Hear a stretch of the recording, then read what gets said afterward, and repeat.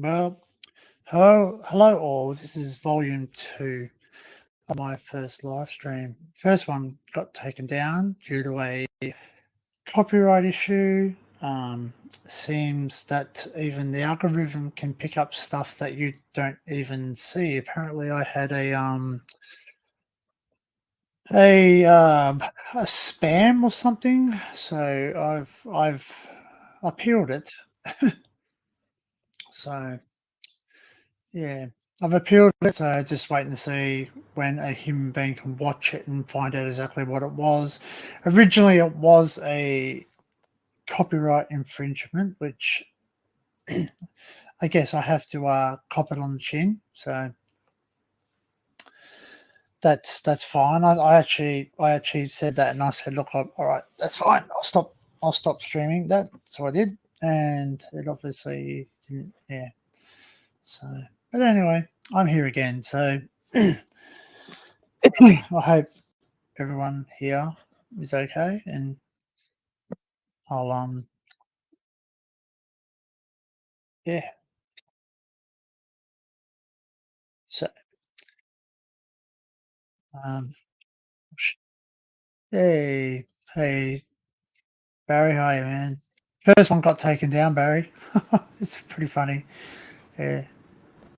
So I'll put the link up. No one has to come up. You don't have to come up, but it's if you wish to, you can. So um yeah, it's funny things.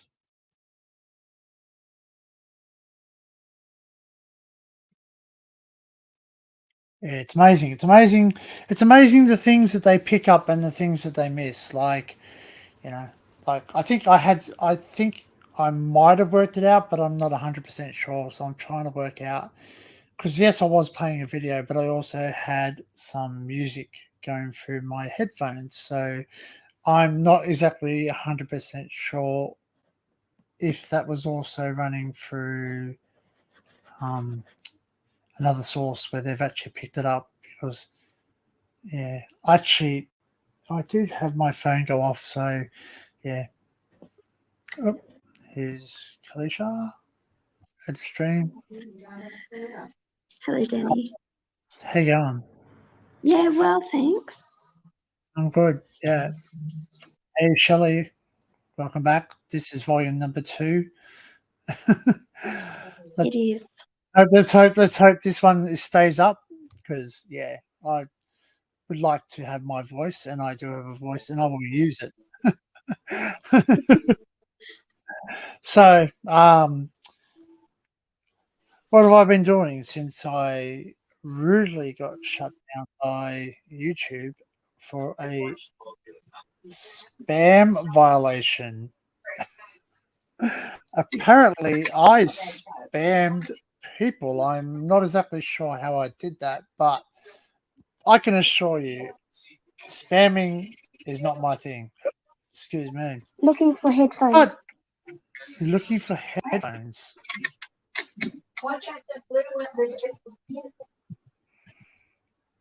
Would Sorry. you like to come back in a second, or Sorry, what was that, Danny? I said, do you want to come back in a second? All right. Do you want to? I'll come Yeah. back later. Okay. In a All right. second. No worries. Okay. Bye. Okay. There she was, and there she's gone.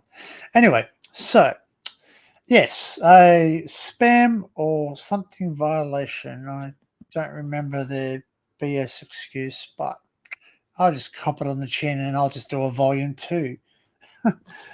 So, it gave me a chance to have a change of clothes, have something to eat, um, and I had a rack of lamb for dinner. Well, I didn't eat all the rack of lamb for dinner in one hit. I've still got some left over for the next couple of days. So, yeah. Um, Also gave me a chance to look over some of the footage from the other day where I went exploring, and I sat there and I picked up a few things which are a bit abnormal, which I'm going to investigate a bit more because the camera seemed to glitch, which is not normal for the GoPro. Well, GoPros do glitch. Let's face facts. That's GoPro in general. They do glitch, but it just seemed to glitch something that wasn't normal. So, excuse me. But like, yeah, basically, yeah, that's just um. And I was actually explore. I was actually researching a future explore. Like, there's a few things I want to do at when I get down to Sydney. So I'm planning to go away in September. Obviously, I'm going down to a wedding in just not far from Canberra. I'm going to hope to catch up because she's back again. She's got headphones, I think. Hello, yes. Hello, she's got headphones. Very good. Um, so yeah, as I said, I'm planning to go down to the southern, was it the southern west of the state. So from where I am, about a 16 or 17-hour drive. I think it was when I looked it up. So quite a good drive. I'll probably break it up. I'll probably stop off at my mum's on the way down. So yeah, I'll stop in and see my mum. I'll probably stop in at Sydney as well and see my grandmother, my aunties, my cousins, etc., etc. Because I don't really get to see them a whole lot because of work commitments, and obviously there's a lot of distance, so it's just not as easy as just jumping in the car, driving a few hours and seeing them. So, yeah. So, but the good news is when I was researching and I'm making sure I got no music going on my phone whatsoever, none. So I like disused railway lines. It's no secret. I'm very much into disused railway lines. I love the fact that like they were and they're still there. That's something that really interests me. So if anyone out there has information on disused railway lines, where they are, how they are, conditions, oh look, drop me a message, drop me a like, drop me a comment, something. Just make contact with me, and I'll endeavour to do a video of it. Obviously, like I looked up on YouTube this particular railway line, and someone has done a video, but it isn't very good quality, which I'm not picking on them. Like, they've done the best of what they can. I think that they're obviously using the technology that they've got. So, kudos to them for actually getting out there and doing it. But their photographs of the place are amazing. Let's just say that the photographs of what they saw was a lot more better than the video they took. So the video was obviously taken with a phone. So, excuse me. So the video was actually taken with a phone and was very grainy, very like not very clear. But maybe they were live at the same time, because I've done that too. I've been live where I've been talking to the guys on their live streams, and because I've been car driving or moving or just away from a cell tower. Obviously, my signal wasn't good, so obviously, plus YouTube were not playing ball because I'm not yet one of their partners. So until you actually become a partner of YouTube, which means you have to have 1,000 subscribers and 4,000 hours of viewing time, which I'm getting closer to. I'm not there, but I'm getting closer to. Excuse me. So yeah, and all the things like, yes, there is a way you can do it. You can you can run it through StreamYards, etc., and that's fine. Like I don't mind doing it, and I will actually probably do that when I get a chance to go down and do the other explores of the other 3 tunnels, because there's 3 more tunnels and they're all in a row. So they're not very far from this tunnel that I've done last time. So I'm actually going to make the effort to try and go down and I might even do a live, even if it's just to say, hey guys, I'm here, having fun, blah blah blah, whatever. I'm easygoing. I'm very very easygoing. So yeah. So I guess sometimes when we experienced things. It sort of was a bit of a setback. I sort of obviously my first dream ever, and I get a warning. Like it wasn't a strike, which is good. It was only a warning, and basically I've appealed it. So we'll see what happens. But it sort of was a dampener. I sort of went away with a bitter taste in my mouth, and I sat there and went, "Oh, what the fudge." But I'll bounce back, and I'll always bounce back, and I'll always continue my fight and my journey, what I believe in. So I never stop. Nothing. I'm not afraid of anything but God. So simple as that. Um, so yeah. Um, Obviously, there's two people watching, which is great. Not a whole lot, but I don't need a whole lot because anyone that's watching this in future times, I respect and I accept and I'm thankful of everything that I get in life. Yeah, yeah. Excuse me. When life throws you lemons, you make lemonade, and I guess the millennial say if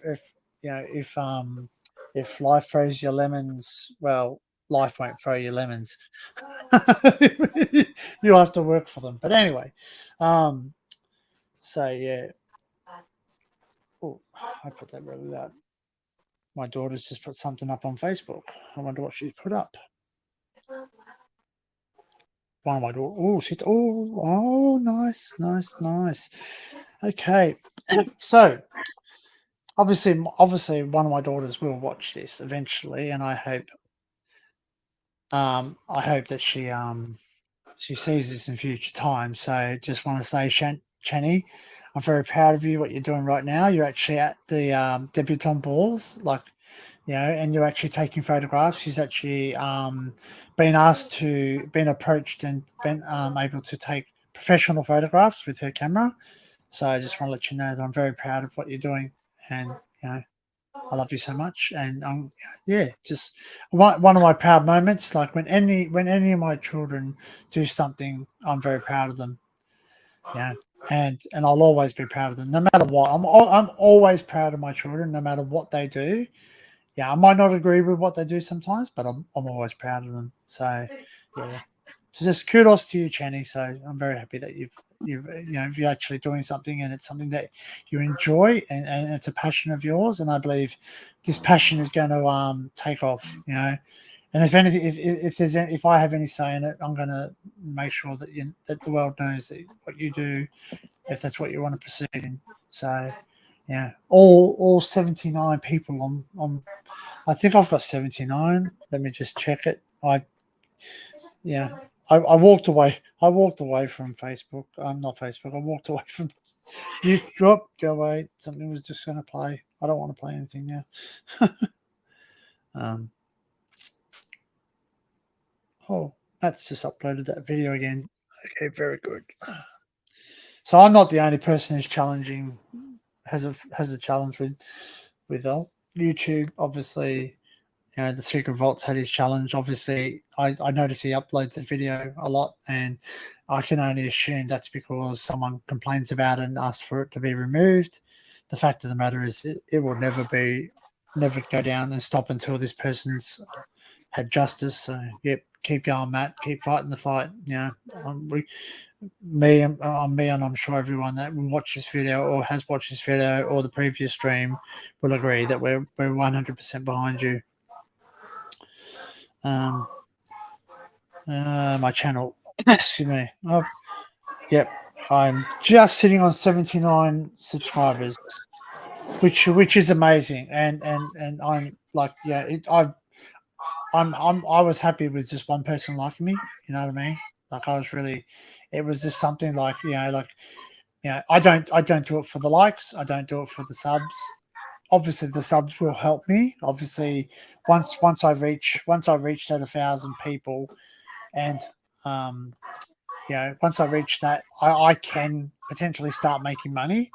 Like, and money wouldn't go to buy me a brand new sports car or a brand new house or anything. I understand that, but it will maybe help me to contribute to make more videos and to be able to, you know, continue what I do. This is my passion. I enjoy this. I enjoy doing like live streams. I enjoy doing YouTube videos. I enjoy doing explores.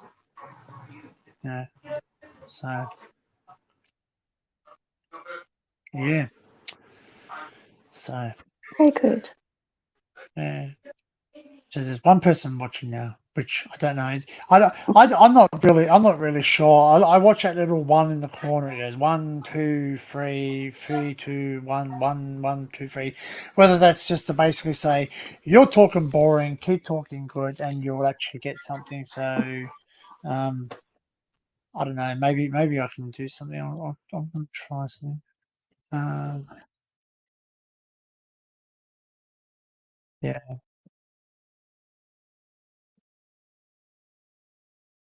Um,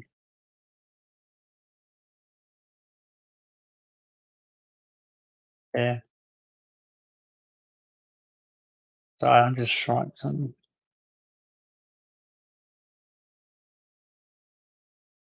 Like you, James. So,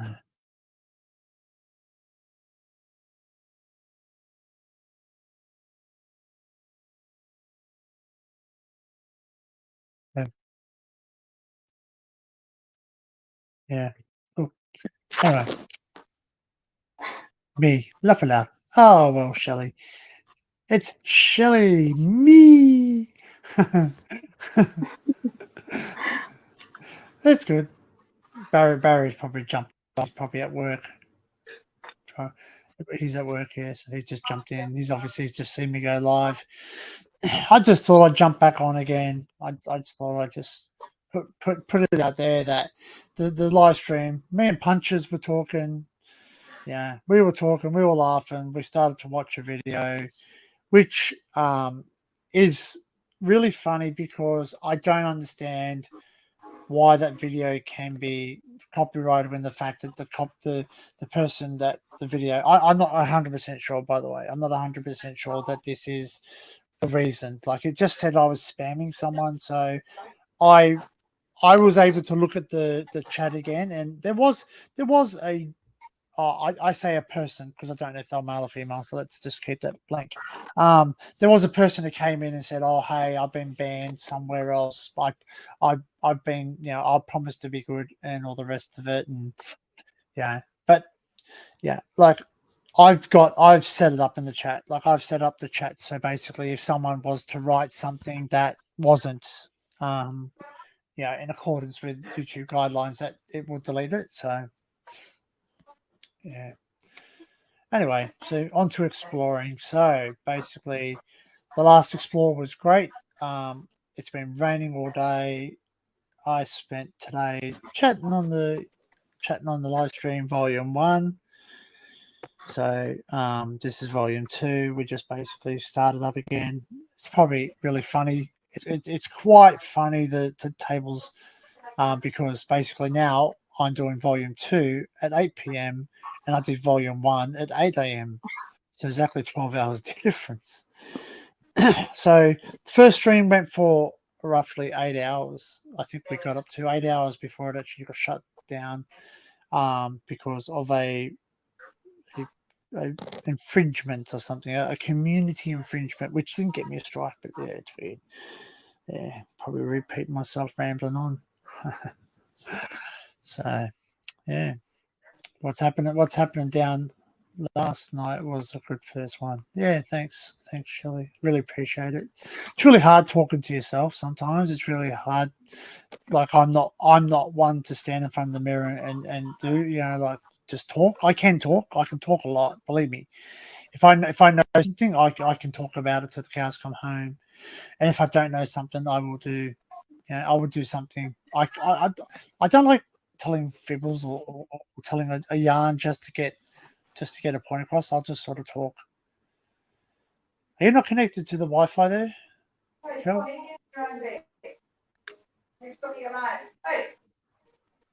Well, because you're going blocky. That's all. That's all right. Oh, private chat. Oh, oh, hang on. Ah, she's trying to write to you, Shelley. She doesn't realize. She doesn't realize that when she chats, it comes in. So yeah, thanks, Shelley. It means a lot. So yeah, Kalisha just dropped off. She just wrote a message saying, "Hi, Shelley. Obviously, she had the same problem when I was first in there. That when you see a chat box, you don't really get the options on the telephone. It sort of sits there and just sort of gives you an option. Oh, she's just chatting. That's fine. Um, so she doesn't understand that when you're in the studio on your telephone, it won't actually work. So yeah, just trying to see if I can find some. I want to share some photographs, which are mine, which I'm allowed to share. So I will just see if I can find them first. So I hope everyone's okay. I hope wherever you're watching, whenever you're watching, that you're safe and well. Um, I'm just going to try and bring up some pictures. See, oh,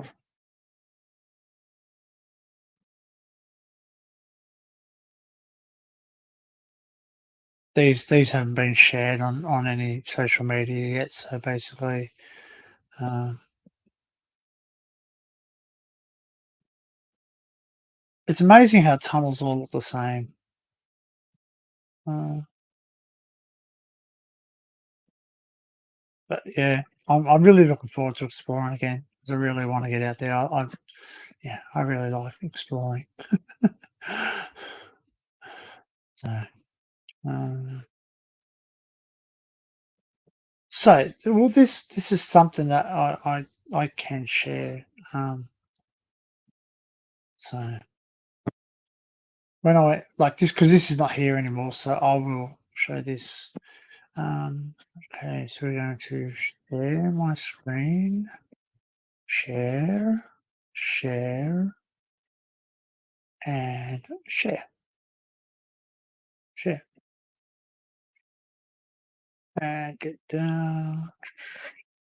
Right, guys, this is the nameplate of the tunnel. So Marshall Hill Tunnel. Marshall Hill Tunnel is the name of the tunnel I went and looked at the other day, and this is the nameplate that was there. Obviously, someone's decided to do their spray paint hieroglyphic over it. Good on you, drop kick. Um, but like I say that in the most evil way, because I think this was a nameplate that someone's actually pressed up. It's actually something, and it shows all the information on the tunnel. So, like where it is now, I don't know. Obviously, it's not there anymore. None of the nameplates are there anymore.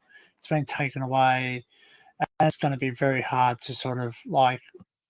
I would love to sort of get the the picture and fix it up, but unfortunately, it's not a very high quality picture. So when I start to blow it up, it keeps that thing, but it won't keep all the rest of it. So, and obviously it's very rusted, because obviously it would have been eventually white. It's really strange. And what this says about it is that this tunnel is older than the tunnels that I've previously been in, or there's something different about this tunnel, why they chose to do the nameplate. Because if I go to previous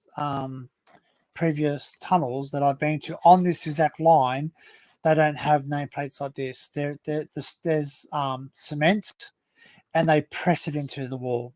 So they've actually pressed the name of the tunnel, its gradient, it's information.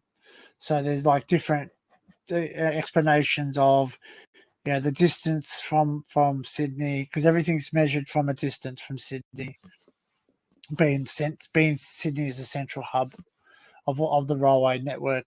So basically, every single train line in New South Wales, you can go to Sydney Terminal, some form, way or other, all connected some way, form or other. That's where everything goes. So when you used to catch the train to Murwillumbah, the XPT, the motor rail, or or even back day, like back further, you called it from um, Sydney Terminal or Central Station. It's known as, and so they call it Sydney Terminal, where the trains go into urban, like interurban or interstate. You can basically catch. So if you want to get anywhere in Australia, you can catch it from um, Sydney Terminal. I guess every country has their one, so yeah, it's pretty cool. Um, yeah, so yeah. Mr. John Bengals back. Yo, just passing by, lovers. Yep, I'm here. This is my second one, John. This is my second one. My first one, I had something in the background that got me copyrighted, so it happens. We cop it on the chin. We just ensure that we're bigger and better. So yeah, it is a shame, Shelley. Like it's a shame someone's knocked it off, and I hope that someone who has it has put it somewhere. I hope someone's put it somewhere safe, if that makes sense. Like, I haven't asked the local museum. I'm I'm gonna go down there and talk to I'm gonna go down there and talk to the museum, and hopefully someone's handed it in. Someone might have just gone down there and said, you know what, I found this. Here, have it. But I doubt it. I assume some kids might have taken it, or some railway buff. Like, don't get me wrong, I've picked up things off the ground too, but the thing is this: like, I found a really old bottle, and a really old bottle, like it's got a fair bit of age to it, and it's not. I found that now where I found it, they started ripping up the tracks. So basically, they were ripping up the tracks. Excuse me, they were bulldozing everything, so all the ballast was moved out. So they were basically they were getting ready to set it up for the rail trail.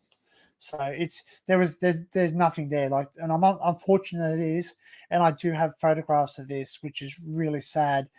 They had an original tram line. Now we're talking tram line, like if you've ever been to a model railway line, like the ones where you sit your kids on the back of the trains and they can ride around on a train. If you've ever seen one of those where it's got like it was a very similar size to that, like it just maybe slightly bigger than that. And they used to run cane trains on it, cane trams on it. So there was they from the farmers. It was run by the farmers, and the farmers used to get labourers, which were, believe it or not, German immigrants, to harvest the cane, and the cane was harvested by hand. No machines, no machinery. It was all done by hand. So they did that, and they excuse me, they basically transported onto a like a tram, or it was bananas. So it was either banana farms had it or trams had it. So they did that. So they've ripped that up.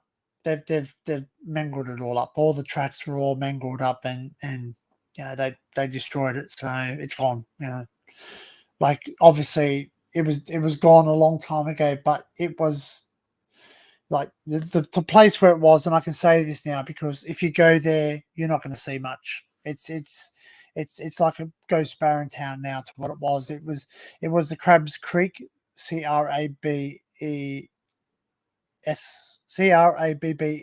Crabs Creek station on the Mooloolaba line, and it was the main hub. It was one of the main hubs of the Mooloolaba train line. Um, so yeah, it was where the Bullocks train, which is big bulls used to pull in um, big trees, and yeah, they used to bring them across and transport them onto the train. So that was the main hub, and I have some old photographs of that, which I will include on the video because I've walked that railway track right down to that spot, and I've walked even further into some of the other tunnels, which were a challenge. Believe me, one tunnel's a challenge because, like if anyone knows the old disused Mooloolaba line, it is a challenging thing because it's been overgrown. So, yeah, I'll try and work out. Oh, sorry, just reading. Um, it's been overgrown for a while. It shut down in 1994. So, uh,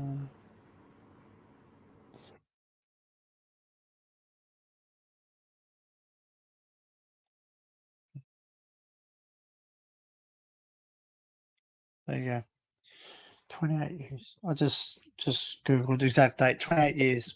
So it's been shut for 28 years. So there's not been a single solitary train on that line for 28 years.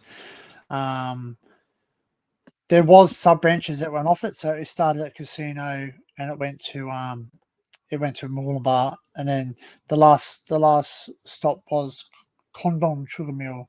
So the Condom Sugar Mill is where they actually mill the sugar.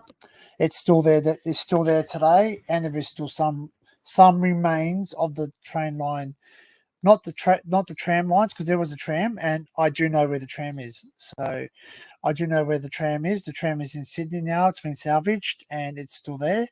So yeah, I'm going to go down one day and actually I think it's at the Loftus Tram Museum, but I'm not 100% sure. But I do know there is a place that actually has all the information, which is perfect because I can go there and just basically, you know, have a geezer at it, and have a look at it, and get some more information and put it together. But yeah, so 28 years. So 28 years there's not been a single solitary train on that train line. It's been disused.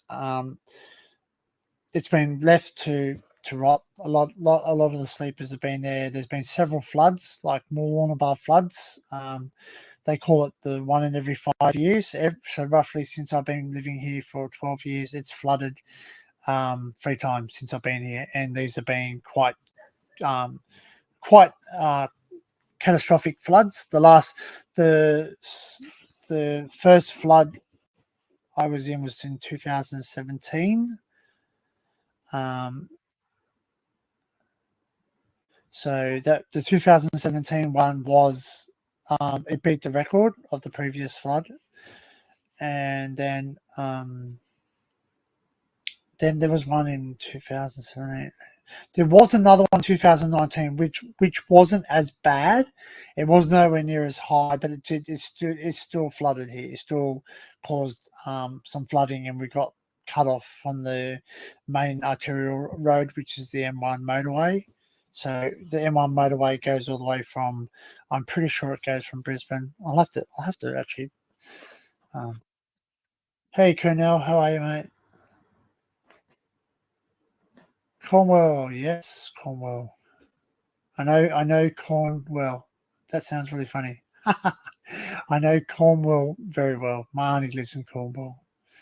She lives in Penzance. So she lives in Penzance. So yeah. So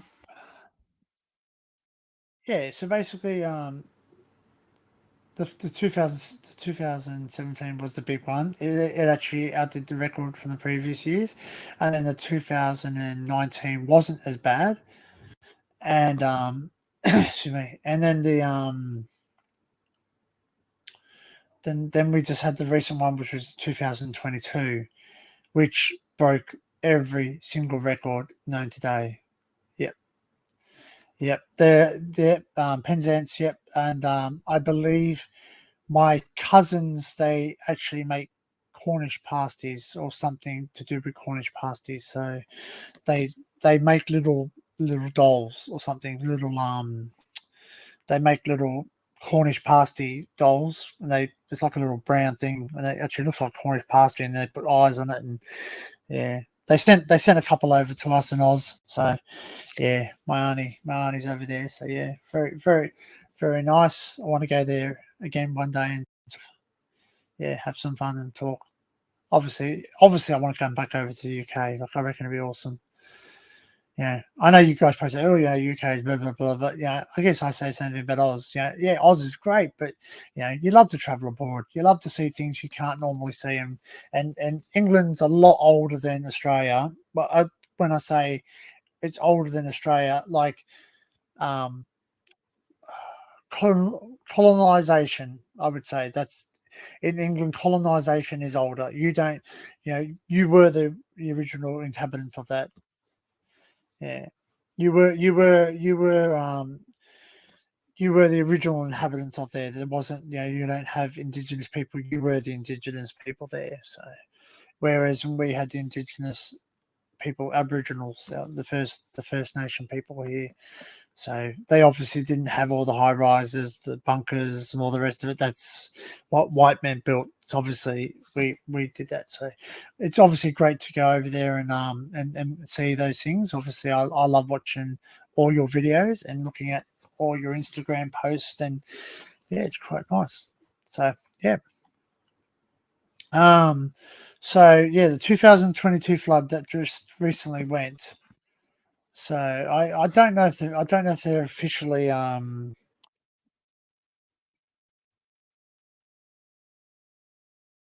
just looking up in the old Google and see what the official, because there was talk about what it was. So um,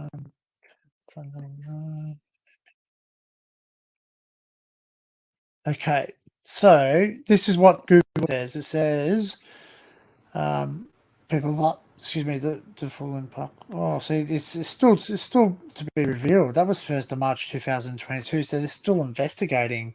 So what's written here is, if I click on it, full impact of Tweed's biggest floods still to be revealed. Tweedshire Council includes the natural disaster declaration. It's official. The February 2022 flood was one of the biggest in the Tweed's recorded history. Many areas recorded unprecedented river levels at the highest of yesterday's event, and the damage bill is likely to exceed even that of the devastating 2017 flood. The Tweed River at Mooloolaba peaked at 6.5 metres, 200 millimetres higher than the 2017, and narrowly escaped more widespread flooding as the CBD levee only overtopped at a few locations. So just that you know, there is a levee wall. There is a levee wall that has been built on the CBD side to ensure that if the river does, it pushes the water to south side. So it protects the CBD because obviously they've known about this for ages. So it does protect the CBD. Um, so it actually went over that. Now that levee wall is taller than me, and I'm 6 foot. It towers over me. It's an extra. I would say at least it was a yeah. I would say it was at least about maybe a foot, if not 2 foot taller than me. So you know, so I would say a foot. I think it was about a foot.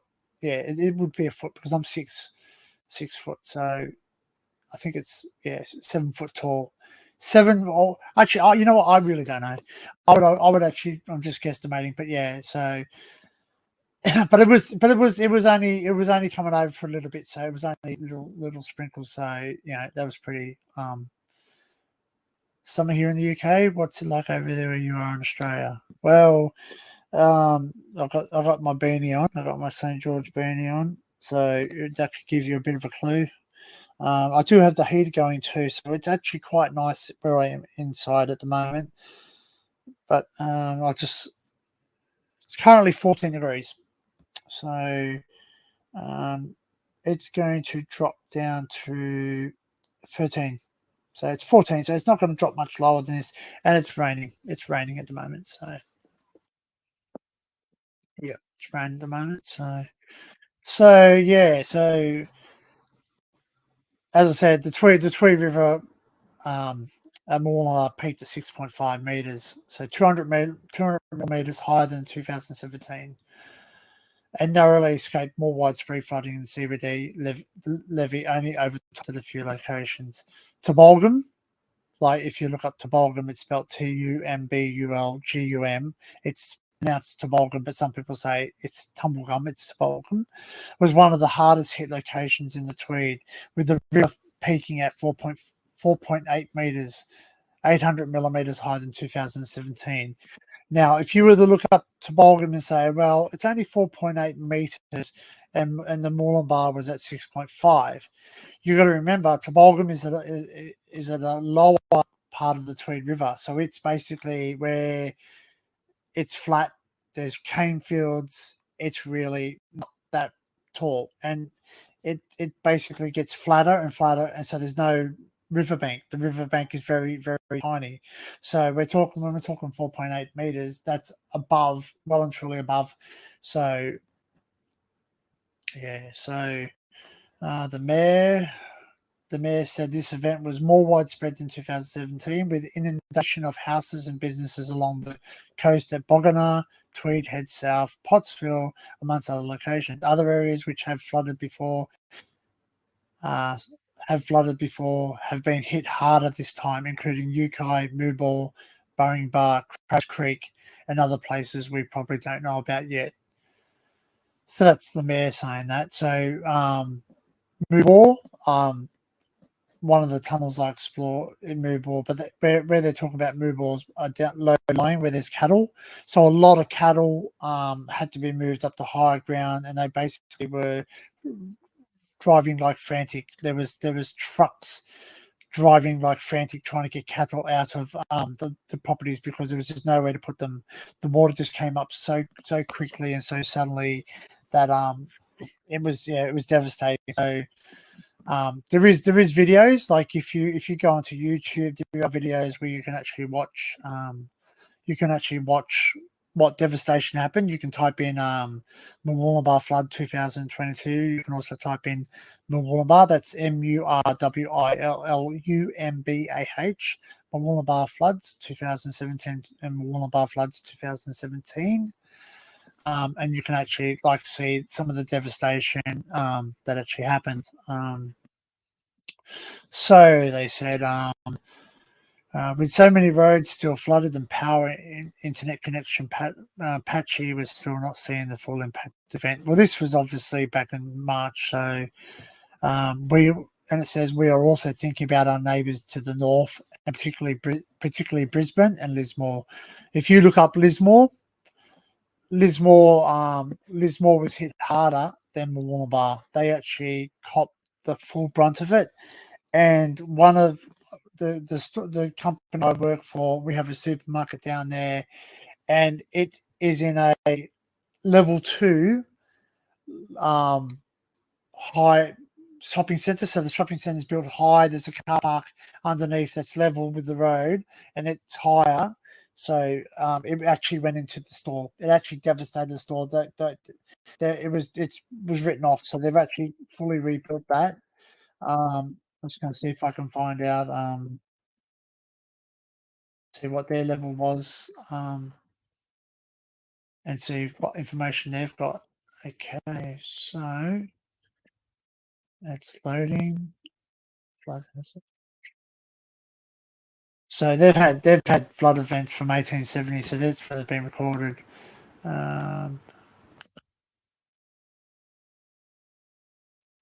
Okay, their sites very slow.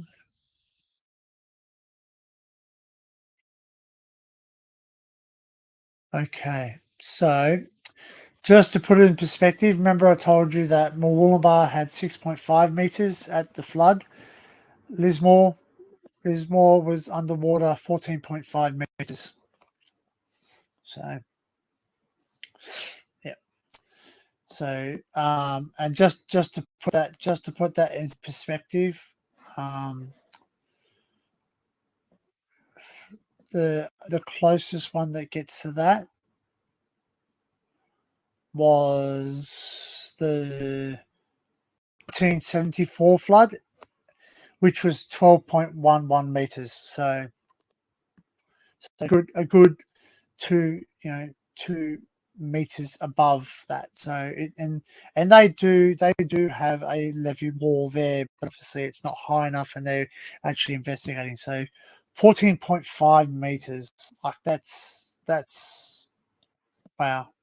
Yeah, that's quite devastating. Just to put that into perspective,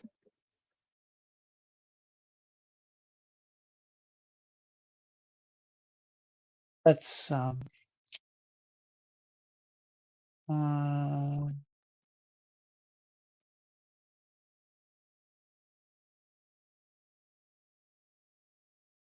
okay. So just to put that in perspective, in yeah, with that word, perspective. Yep, perspective. That's the one. Got it out. Um, so the 14.5 meters, it's 47.57218 foot. So wow, wow. The whole Lismore was under. The whole of Lismore was completely underwater. They do the train line that I've walked where this tunnel is, does go all the way down to Lismore. So it actually goes through the heart of Lismore. The Lismore railway station is still there. It was underwater. The shopping centre was underwater. Yeah, so it's pretty crazy. So yeah, I guess we have to count our blessings, and and realize that sometimes our problems aren't that bad. They basically lost everything. Like a lot of big people came on board. Like a lot of very famous and influential and powerful people came to help us. Um, Obviously, being like the actor that plays Thor, he came up and helped. He was helping people. Mick Fanning, the world class surfer, he came. He actually rode down on a jet ski from the Gold Coast, or sorry, where he lives up in Tweed Heads. He actually jet skied in the flood to bring people supplies and to help people evacuate. People, the Aussie spirit really came together, and they actually like really banded together to each other. So yeah, and some other world famous figures that actually helped us was Elon Musk, the person who does all those cars. I can't think. I've gone blank. Tesla.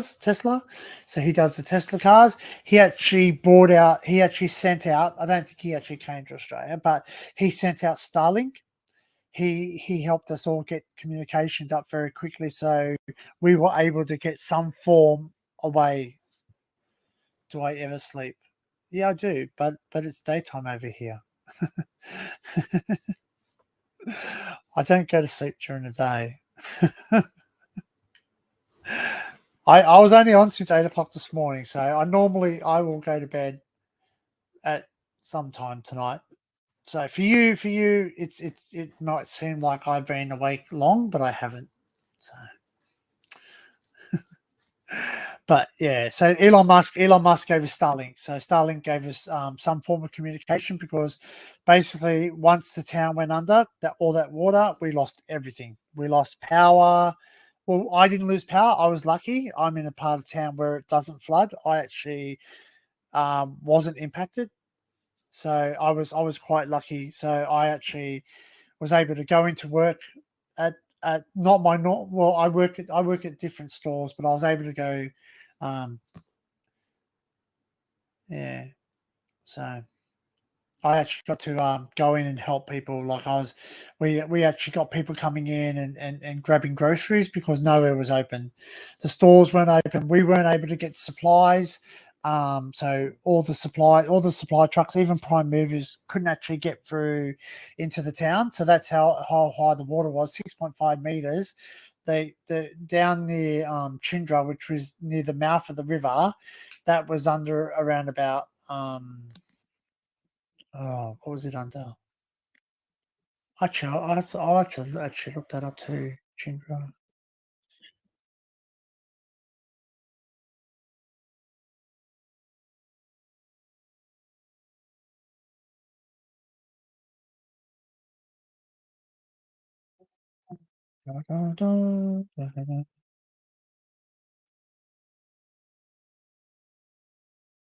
Okay. So, so last flood down Chindra, which where Chindra is the main. That's where the main arterial road is. So basically, M1 goes from Brisbane down south to Sydney, and obviously from Sydney back up. I'm pretty sure it does. Um, but anyway, regardless, it's a main arterial road to get towards Brisbane. It's a main arterial road to get to thing. So that was shut off. That was shut off for around about. I think it was roughly just under 2 weeks. So I think it was around about 12 or 13 days it was shut off. So nothing could get to Brisbane, nothing could get south, nothing could get to us. You couldn't, the whole of my town was completely cut off. So, um, but they're saying here in 2022, the last flood, it was under 1.5 meters of water. So we're talking, and people look at that, and I look at that and go, oh, 1.5 meters, that's not really that tall, but that's across the whole area. Like that's taller than most. I would say that's about as tall as my car. So if I had driven my car through it, my car would have been under, and I drive a Lancer, so I drive a Mitsubishi Lancer, so it's it would have been under. So yeah, so basically oh yeah, by the way, Ducks, this, if you noticed, this is a new stream. This is volume number 2. The first one got taken down because I don't know, apparently said I spammed someone, which I didn't, and I'm fighting it, but you know, that's YouTube for you. They're super sensitive people. So yeah. Um so yeah, 1.5 meters. So several that we did have it cut off for several days. So I basically went to work and I helped them. We were packing groceries for people. Even though I don't work in the supermarket per se, as in the selling part of it or checkouts, etc., we were helping people process their payments by, giving them food, giving them free food, supplying food to the shelters and all the rest of it. Like I'm not Superman or nothing. We just do what we do. I was getting paid. It was work. We even went on. We even went on in on our days off. Where I'm salary, so I get paid regardless. But still, I gave up my time, which you have to do. It's not a think process. You just do it. You just do it because you want to help your fellow man. Like, if someone's in trouble, you've got to help them out regardless. And like, obviously you don't do it because one day it'll be returned to you, but you hope that if you ever needed that same help, that they'd be there for you. Um, so several days after the flood subsided, we started getting flood waters subsiding. So I was able to make my way out of town and attend my other centres that I look after because, as I said previously, I do look after several shopping stores, so the trolleys and cleaning. So I actually was driving, and it actually was raining. It actually rained. Um, it rained quite heavily the night that I was going up, the night before I actually went up, and I started driving, and I hit floodwater. It was too late for me to turn around, so I had to continue driving. Excuse me. So I had to continue driving, which caused a little bit of damage to my car, as in it pulled the bumper bar off because of the pressure. When I hit the water, it was fine, but then when I tried to go backwards, because I realized, hang on, it's not only just up to the tires; it's going to go above, up to about here on me whilst I'm sitting down in the car. So I actually reversed quite heavily. I whacked my car in reverse because it's manual, and I tried to get out of there because the last thing you want to do is for your car to stall in floodwater, because once it stalls, it it's very unlikely you're going to get it started again, and it will go haywire. The water will go in. There's no once my car stopped, I have no other way of getting out of the car. So it will shut down all my electronics. So basically, I wouldn't even be able to wind down the windows. I would have to open the door, and once you open the door, the water's going to inundate into it. And being a 2013 car, it's fully like everything's fully electric windows, everything's electronic. So it basically, there was a lot of cars on the side of the road. Like there was a lot of cars. Yeah, sorry, there was a lot of cars on the side of the road where people actually tried to attempt to drive through floodwaters, and they didn't make it. They basically, the cars sat there for like weeks and weeks after there. So um, we did. Oh, sorry. We also did get some help. Sorry, I've forgotten one thing. We actually get two external things that came and helped us, and there was a bit of backlash against our prime minister at the time, saying that he didn't actually send the people in first. The Australian Defence Forces, he actually didn't send them in straight away, but they're very smart. The Australian Defence Force, they're used to going to like situations which are not normal, so they actually basically they held off. It wasn't the prime minister saying don't go. It was the Australian Defence Force saying, listen, we need to hold back, assess the situation, we need to make sure that we can get in there and we can actually assist before actually just jumping in, you know, balls deep, before it actually, you know, they know what's going on. So they actually waited, and then they came. So two parts of the Defence Force came and helped. That was the Australian Defence Force, the Army, and the Australian Defence Force, Air Force. The Air Force came and helped us. So the Air Force and the Navy, because we had not Navy, sorry, Air Force and the Army were there. So they were on hands on. They were helping people clean out their properties. They were helping evacuate people. They were bringing the aqueduct, the aquatic vehicles. They were bringing their big trucks and just getting rid of all the stuff, because people lost everything. They pretty much lost everything. They just, like, whole houses were inundated with water. So all the electronics, all photographs, you know, like everything that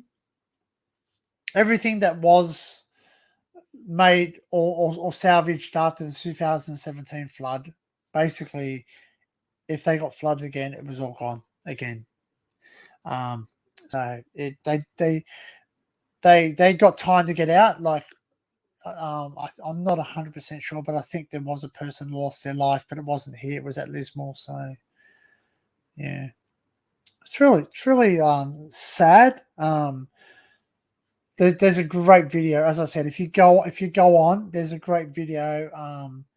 And it's a person that I do know. He does cinematography in this area, and basically he flew up his drone and he actually took drone footage of it, and everyone's respects him. He did it in a respectful way where he wasn't zooming up on the people. He was actually videotaping it to help people with insurance, because a lot of insurance companies, let's face facts, insurance companies want to make money, not give money out. They want to take your money, but they don't want to pay it out. So when it comes to, like, you know, things going wrong, they don't actually want to pay out. So they'll try and get out of it anyway, in any which way that they can. So they actually went up there, and it was also used so people could see their properties. So mobile phones were working touch and go, very, very patchy, but you were able to Bluetooth stuff. You were able to send stuff via Bluetooth, or send stuff via each other. They were able to do that. So, and they were able to send texts of saying, "We've seen your property's good." So there were, we could. I never lost internet. Well, actually, I lie. Sorry, I lost internet for a couple of days, but it came on very, very quickly, and that's because the major line that comes in from the coast, there's a major um, arterial phone line that comes in, actually supplies all the towers, because everyone thinks, oh, they're satellite towers. No, they're radio towers. They have to run from a power source underneath them that runs and it sends the signal up there, so they still have power. They transmit the signal, so they're up above the water. So the actual the actual transmitters weren't underwater, but the transformers, the power supplies underneath were, so they were affected by the flood. So yeah, but he actually did a very good one. So if you look up Mooloolaba floods 2022, I'm pretty sure you'll see one, and it looks a lot different. It's a more professional one. Yeah, he does this, and it's so great. So yeah, but so yeah, that's another reason. Like people ask why the train line was gone in my previous stream.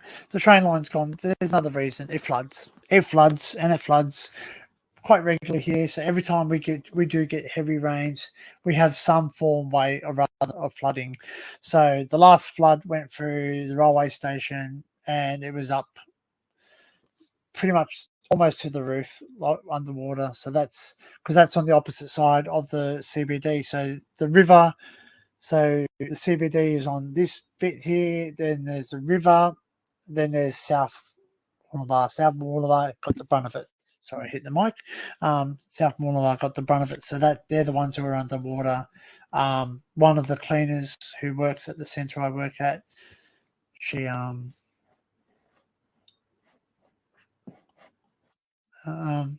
basically she lost everything. Her she basically had to be rescued. Like she was almost sitting on her roof.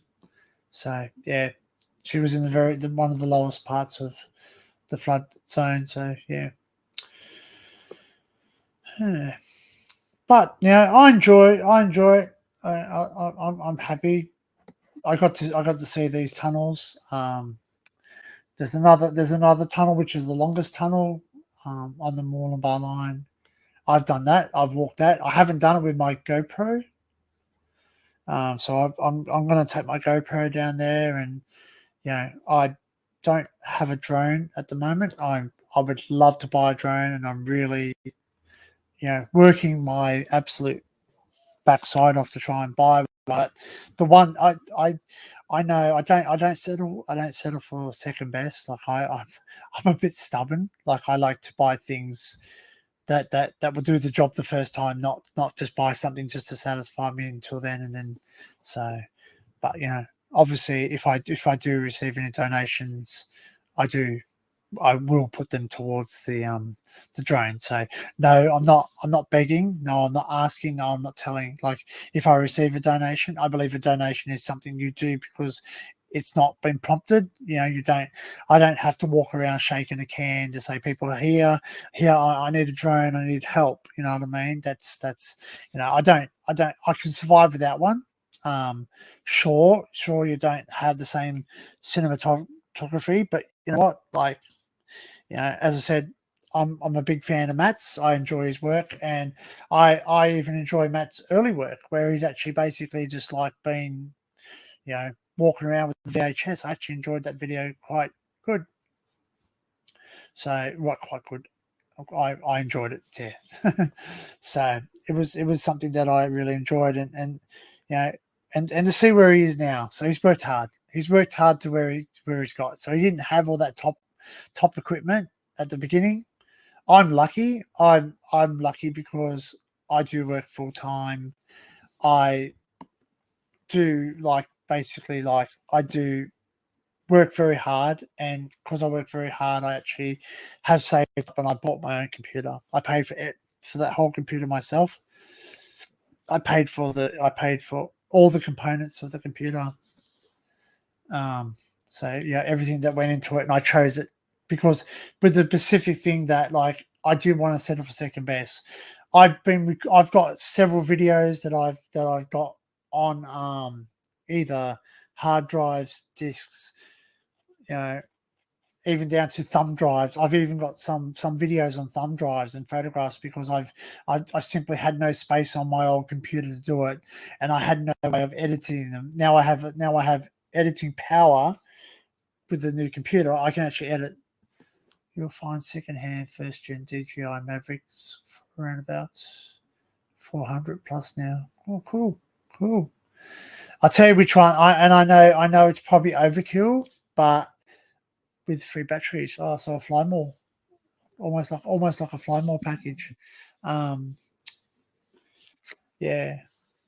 So people might think that I'm actually like going a bit overkill, but um, I want to get the DJI, either the Zoom 2, which is not, like it's not brand new, or I really want to go the Maverick 3, the DJI Maverick 3. So, and yeah, that's around about I can get one for about 2,000, $2,000 Australian. So I think it's about 2,000 or about 3,000. No,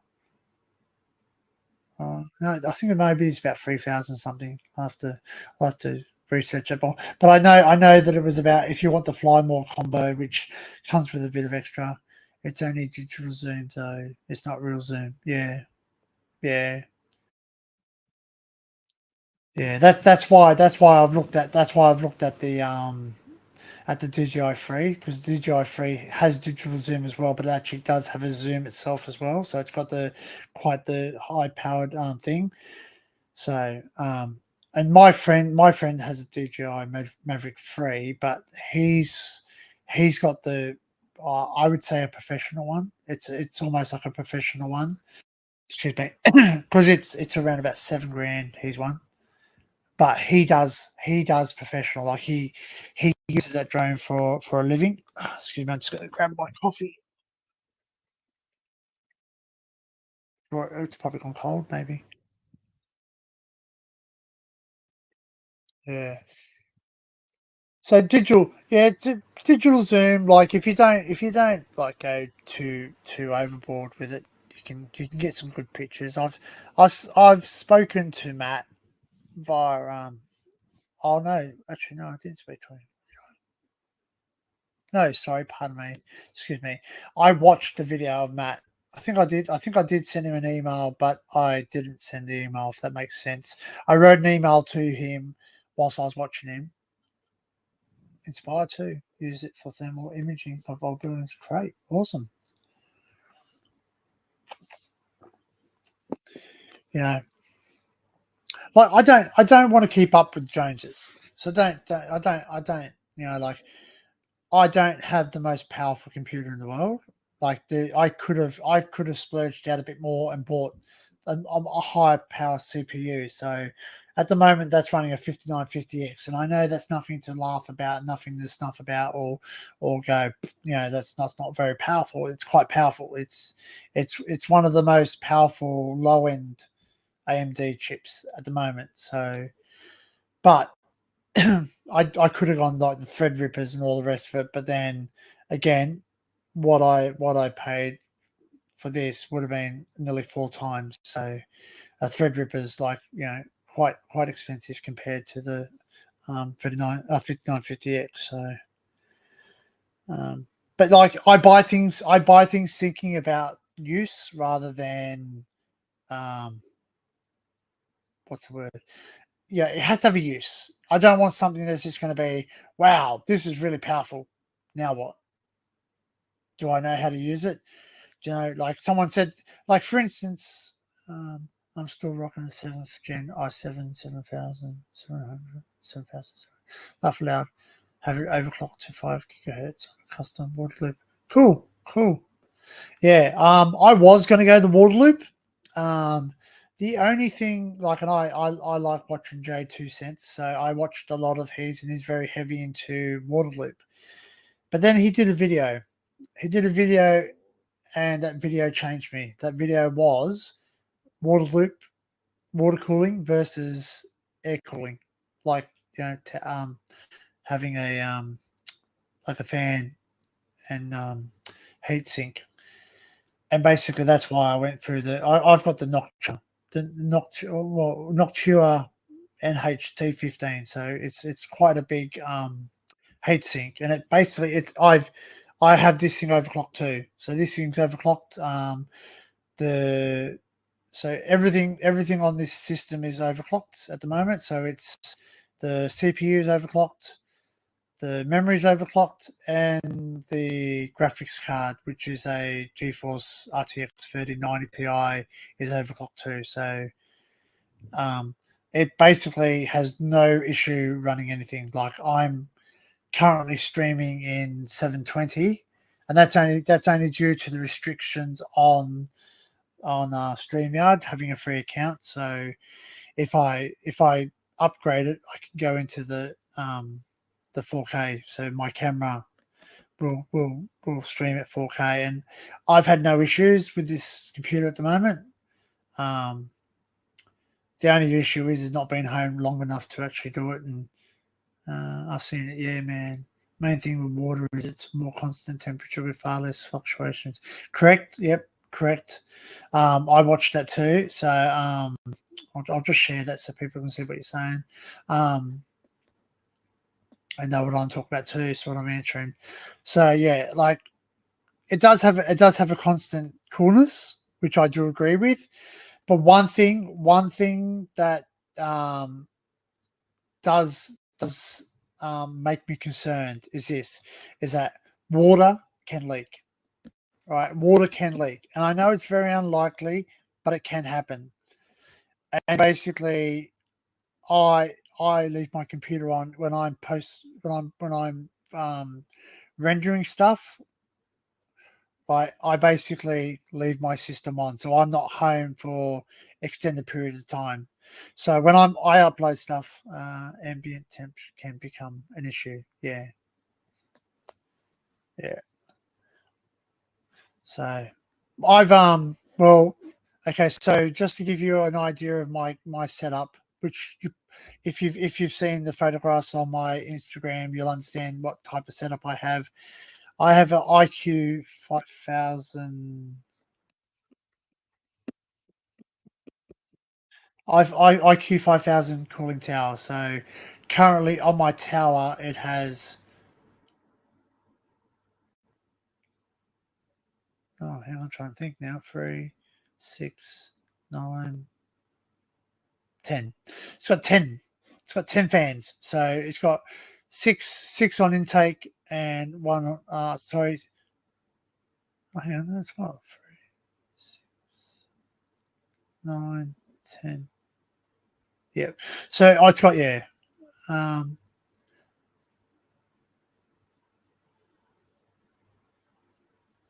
yeah, man. So yeah, so when I look at it, my current setup I have 6 fans on intake. So there's 6 fans intaking cool air, free supplying to the case, and free supplying to the motherboard slash memory slash all it's basically because the tower's designed that it actually has a little conduit thing that actually supplies the air, goes through, and it actually goes straight onto the motherboard. Um, then I have 3 on the top of the tower, which are exhausts, which take hot air away, and 1 on the external. So they're all 140 or 120 millimeter. I think they're 120 millimeter fans. So the RGB, which the RGB is great. Like it looks great, but all of a sudden, that sort of it gets a bit annoying when you turn off the lights and you sort of want. So I just have to sort of adjust it with my thing. The RTX, the RTX cards, like I have it set pretty much high. It's not overheated yet, so I've I don't hear. I don't. It's very silent. So I've got total fans in that thing is 10, 11, 12, 13, 14. There's 15 fans in that whole entire case, not including the power supply. So there's a fan on the power supply too. So, but there's 15 fans total, which again is overkill, but it's overclocked. I'd rather be safe than sorry. Um, so and that's including the fan that's on the heat sink. There's 2 fans on the heat sink, 12 fans, inch thick, 360 millimeter rad. Yeah, cool. Yeah. So people look at it and they go, oh, that's overkill, that's overkill. But you know what? It gets hot in Australia. It gets really hot in Australia. like people don't realize that how hot it gets, and I understand that, like, like, because your ambient temperature in the room, so whatever you have in the room, is obviously going to determine what's your computer's running at too, because it's only going to have the air that you're putting in, so it can only cool as much as what you're putting in. So if you're pumping 30, just say for instance, it would never get to 35 degrees in my unit unless hell was here. But excuse me, but like, obviously, if I was to do 30 degrees in, that's pumping 30 degrees into the case. So the fact of the matter is that I can't avoid that. I can only control my environment so much. And people say, "Oh, just put the aircon on." But you know what? Aircons create something else. You know, aircons create cool air. Cool air is moist. Moist air is no good going into computers, because you don't really want to have moist air going in there. You want to have dry, as cool possible air going in there. So, and the best thing about this tower is that it has all these filters on it. So it's got filters on all the fans. So all the fans have a filter screen, which I think is pretty much standard on most cases these days. Sweaty ball syndrome. Yeah. Yeah. So basically, yep, if you have too much heat, the only thing you can do is to try and get rid of that heat as fast as possible. I haven't noticed a temperature increase in the room, but then again, I'm using this in my main living room at the moment, so I don't have it next to the wall or anything. It's actually sitting freestanding on a table. So, um, and I'm actually, believe it or not, I'm actually streaming this off my main television in the lounge room. So sitting on my couch, which I guess is a lot more comfortable, but it doesn't help when I'm peace dog. Oh, gee. Yeah, welcome to my lair. Watch me perform such magical things as appear in front of the tunnel.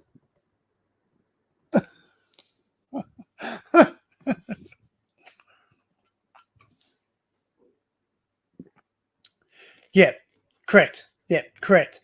That's why I was so concerned. Like, I had to stop and I had to read. I had to read the manual, because I connected everything and I turned it on. I benched it, because you got to bench things. Like, obviously Jay's 2 cents says bench everything when you start up. Excuse me. You got to bench everything to make sure everything's working before you actually install it. So I'm sitting there and doing it, and I installed the graphics card, turned the power on, lights go on. Awesome.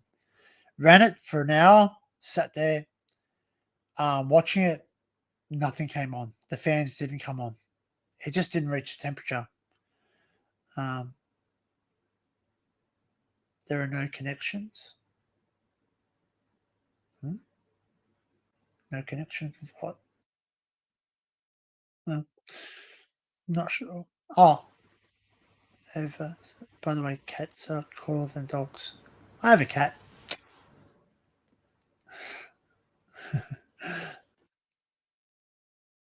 Yeah, I was just reading someone's comment. It's funny.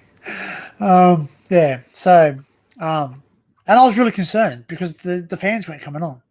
I left it on for an hour, so I thought, okay, take it apart, start again, disconnect it, put it back on again, you know, start it back up again, run it for another hour. Still, fans didn't come on.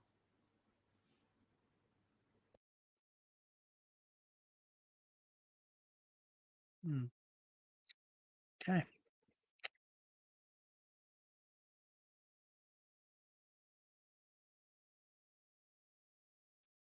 here we go. Let's get rid of that drop kick. My God, seriously. Sorry, guys. That guy just. I didn't give a chance for that guy just to continue on. He's like, oh bloody hell, Satan, all this other shit. Unbelievable. Anyway, um, you get them. First troll gone. Yeah, yeah. So yeah, I did all that, man. I was just simply just like going nuts. I was sitting there going, oh crap, like it's not working. Then I sat there and I thought, you know what? I'm gonna pump this in. I'm really gonna really test this thing out. So I whacked my it was a warm it was an all right day. Like I wouldn't say it was a cold day or like a but it was an all right day. It was a nice day. It wasn't hot.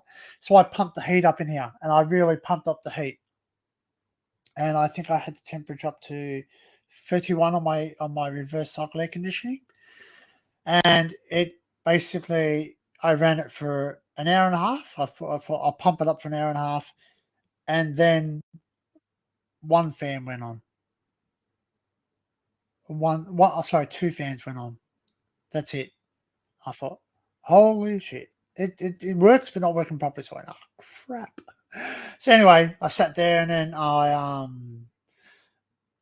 sat there and I just went back and I read the manual again, and it goes if it reaches a certain temperature, it runs off a unless you go in and change it on the settings, it will only kick in when it has to. It works as it needs to. So yeah, triple fan, correct. Yeah, yeah, triple fan. So only two fans worked.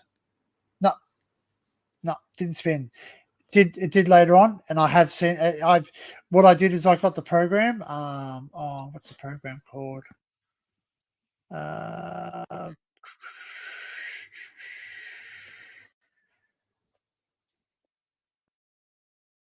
it's not the EVGA. Was it EVGA?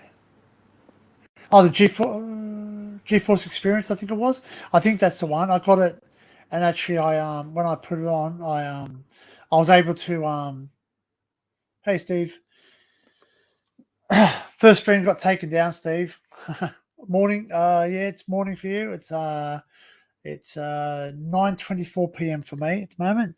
So yeah, the first one got taken down due to a copyright thing. So apparently I was spamming someone. So I've just had my first troll. He's gone. Not even going to mention his names. He's gone. So he won't appear.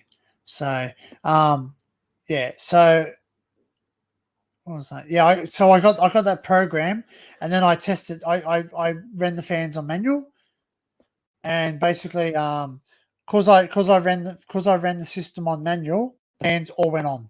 They all went on. So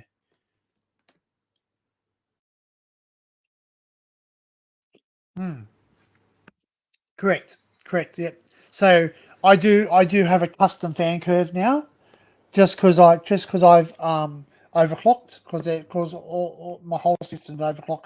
So I basically use the program and it same thing. Only two fans spun, laugh loud, but on boot or did yeah, correct. That's another thing too. So I think I had a dodgy connection when I first did it. That's why. But it I yeah I perceive maybe I just was too excited with doing things that I wasn't actually taking much notice of the fans. I wasn't actually thinking that the fans do a thing. They took my stream down 4 times the other day because apparently playing a public license documentary is not good enough for them. Oh, look, seriously, I agree with you, Steve, man. I agree with you totally. Like, I got a friend who put classical music in the back of his stream. Now, it was only playing, like, it was basically playing in the background. He was just doing some research and like basically he was just doing some stuff and it was playing in the background. Now, he was very, very careful to even go to the fact that when he did dispute it, he sat there and says, "Listen, this is the link to Wikipedia, and Wikipedia says this music, this music is beyond copyright because it's more than 150 years old. So it's beyond. There is no living relative to take over."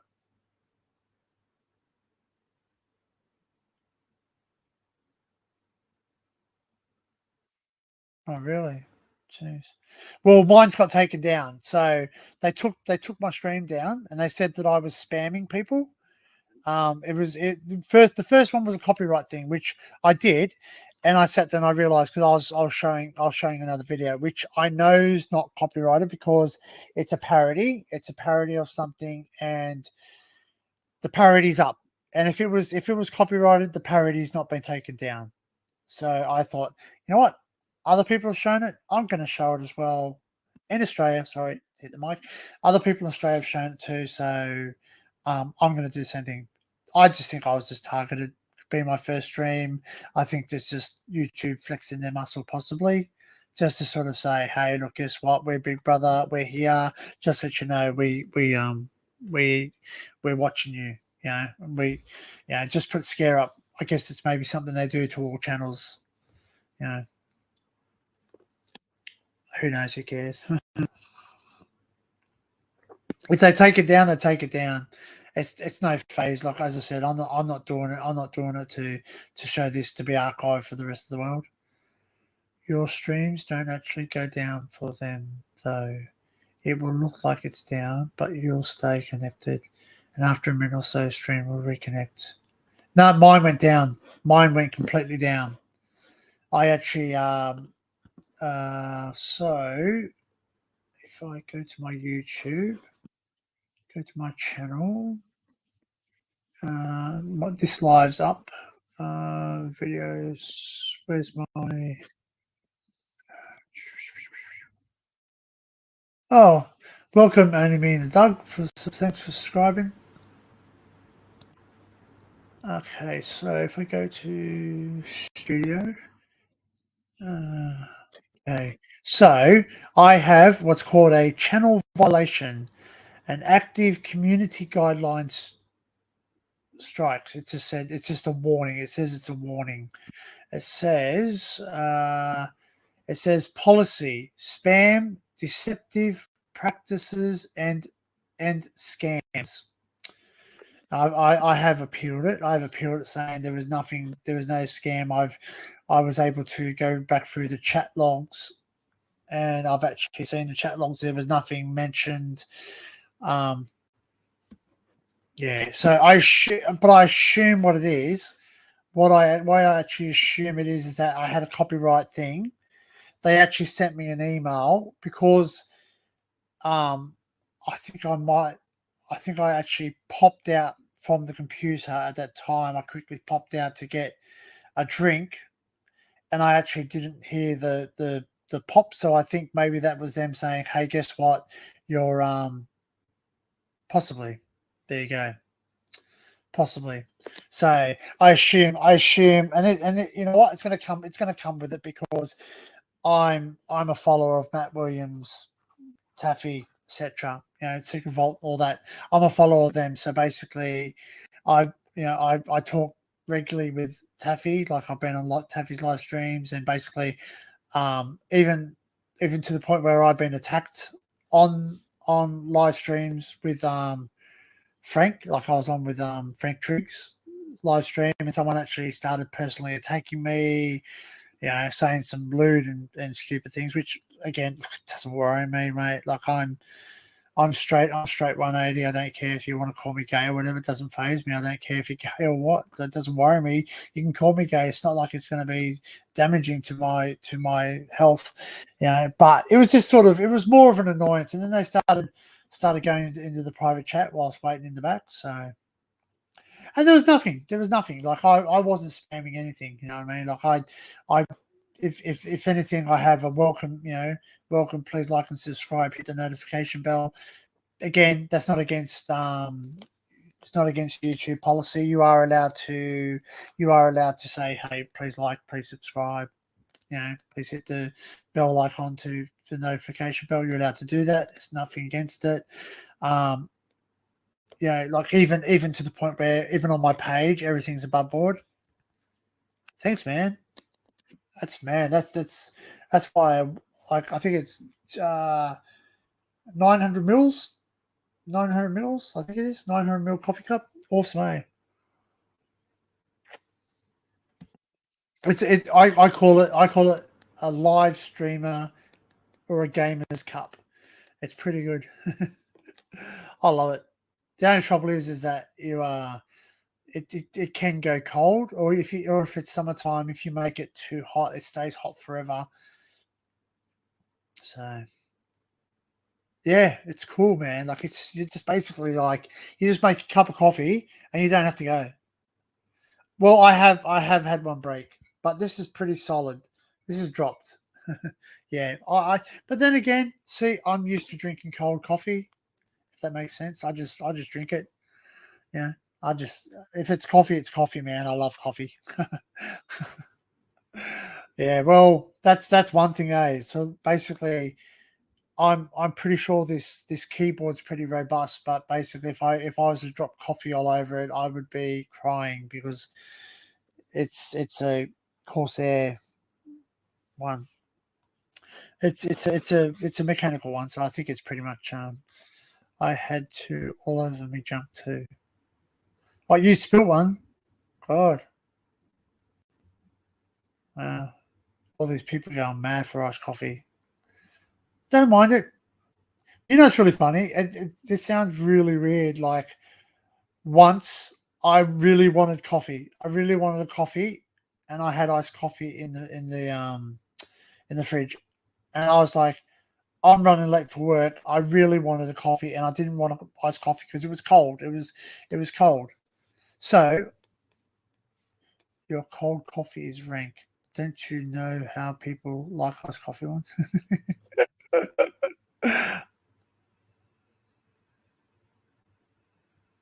Oh, I don't smoke. So yeah, I don't smoke. I just love them. I just love it because you just sort of you sit there and you just pull off the letters and you can clean it. You know, I love it. So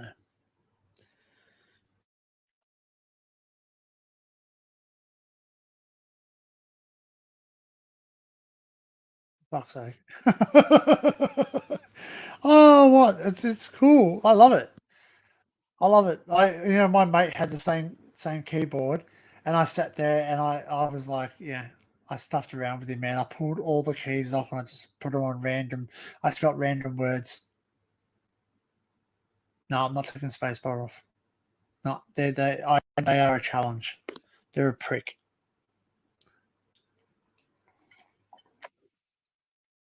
Mm, yeah,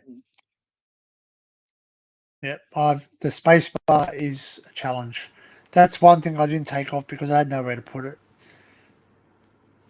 They're easy to take off. It's a bugger to get back on though, especially when you're live streaming. You start bloody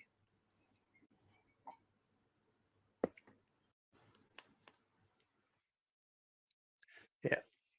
But I like it. I like it. It does the job. Yeah, it does the job. So um yeah. Oh,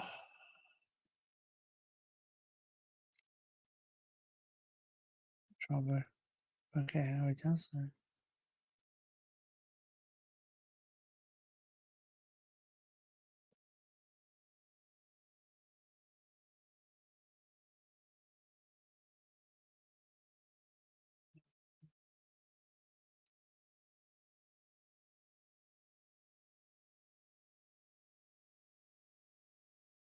Metal bar.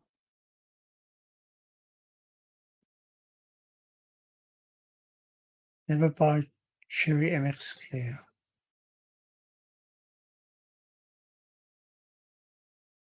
Might be currently but still they are far too sensitive. It does make them go mental. What's that? The MX Clear. My mouse is I got a pretty good mouse though. Like I bought a mouse. I spent a bit of money on a mouse. So I it's the Logitech one though, and that's the mouse. Like the mouse is pretty cool. It's a Logitech.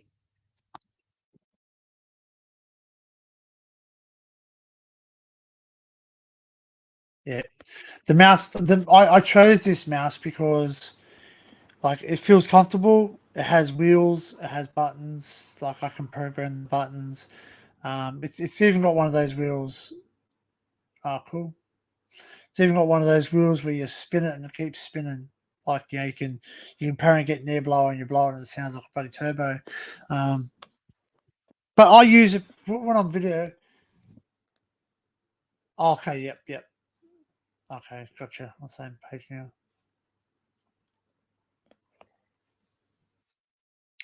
Yeah, I'm glad. Like, sort of like I was gonna go the wireless one, but then I'm thinking, like sort of wireless, too many wireless things.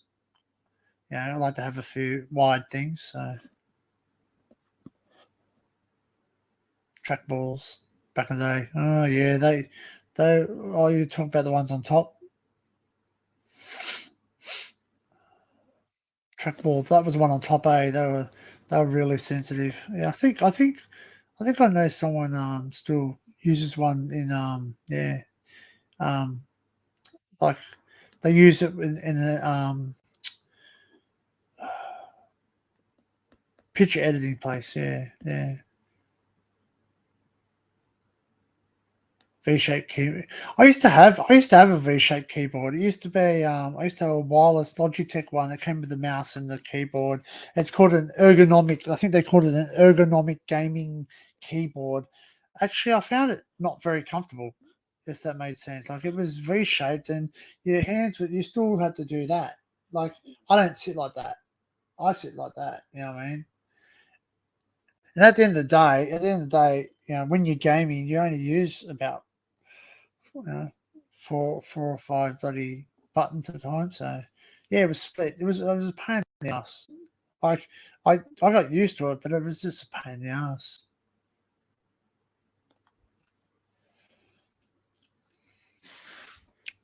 Yeah.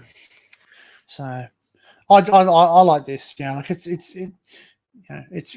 RGB. So Corsair's a good brand. Like I researched it and it does what I wanted to do. Like I was going to get the Premiere Pro one. There was a version that you could have it with Premiere Pro and it had all the buttons that were color coded to doing certain things. But I just decided this one looked good. It was going to do more than one thing. I don't need color coding because when I'm editing, I can sort of remember all the buttons. It's more about muscle memory to me than actually looking down. So you know, like basically, I know spacebar starts and goes. I know Control V and Alt V and all that. Like I know all the buttons now. I just sort of do that. Uh, and I got the mouse because the mouse has got a better control. That's why I chose this mouse. I think it's the MX Logitech MX something. I think. It's not the highest DPI, but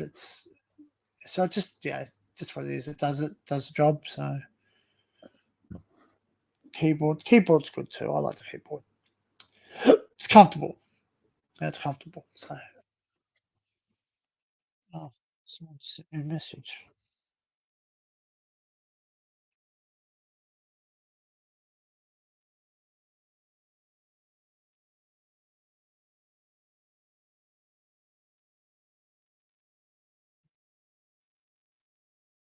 Oh, it's a bit late to be sending messages to me. Anyway, there's a bloke I watch who edits. He's got two separate keyboards. Bring it up. Uh, Bloke I watch. He's got two separate keyboards all set up with macros for Premiere. Madness. Um, I have.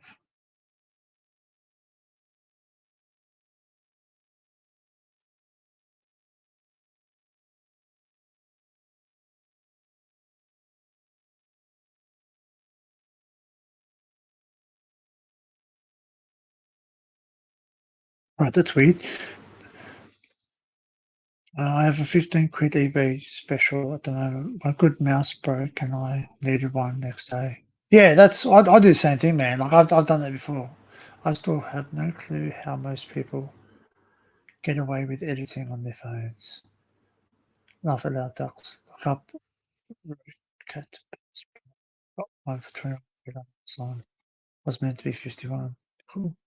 Freaking Amazon, man. Amazon's killing it these days, eh? Like, oh, to be honest, man, I'd rather go to Amazon these days than eBay. Like, Amazon's so much better because like it's pretty much there. Like, they pretty much get it to you. Like, I live in Oz and I live in like rural. I'm rural in Oz, and I've ordered stuff off Amazon and it's been here with sometimes 3 or 4 days, which is insane. Yeah, I've got Prime as well. Yeah, so I got Prime, so I got all the free delivery. Yeah, yeah, yeah. I got the Prime, which reminds me, I've got to start watching it. I haven't watched it in a while.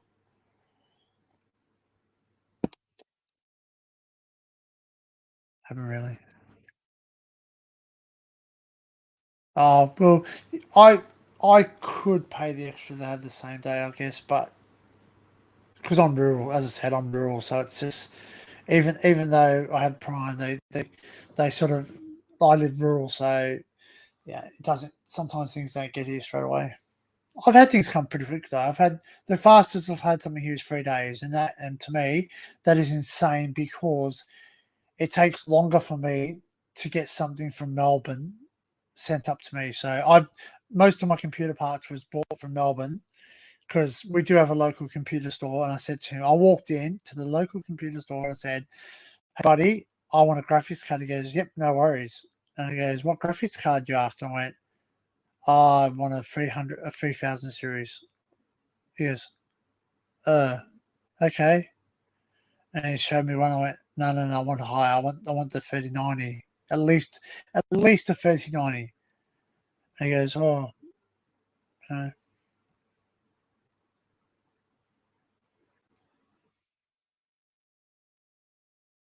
oh wow, didn't know that."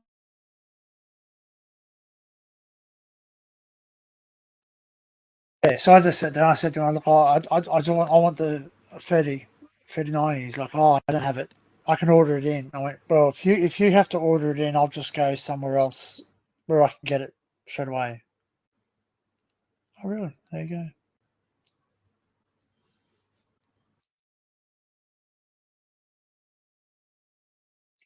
I got the whole lot. I got the um yeah. I think I got three of them. Three of them. I'm pretty sure. I've got Premiere Pro. What version's that?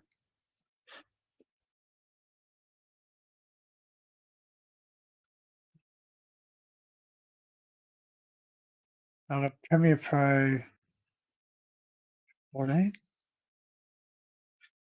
So uh, I've got Adobe Photoshop and I've got Adobe After Effects. So which Photoshop? Photoshop? Yeah. So yeah, I've got Photoshop, I've got After Effects, and I've got Premiere Pro. Like I used to use on my old system. I used to use Vegas. So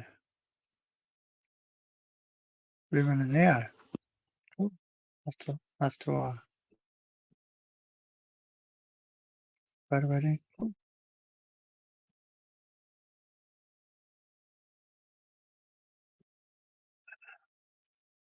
That's cool. Yeah. I'll have to look that one up.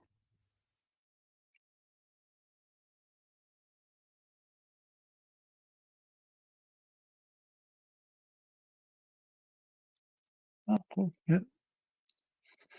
Yeah, I'll have a geezer. What is it? Yeah.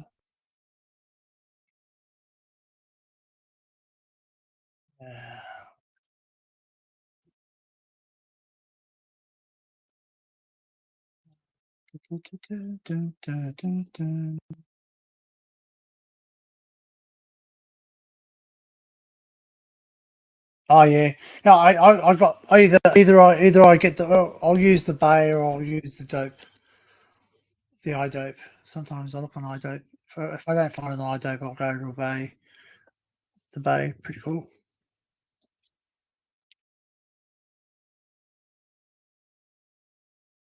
Yeah, that's right. That's right. That's right, Ducks. That's what I like too, because basically you anything. So depends if you've purchased it or if you haven't. If you can save everything to a if you say it's got, because they've got that cloud now, which I don't have access to the cloud. That gives you an idea of what my version is. Um, so it's a slightly modified because I didn't like to pay for it. It's too expensive. I'm not paying each year for something that they're not going to better each year. They haven't done much improvement since previous version to this version. So only minor GUI and all that. So I'm not going to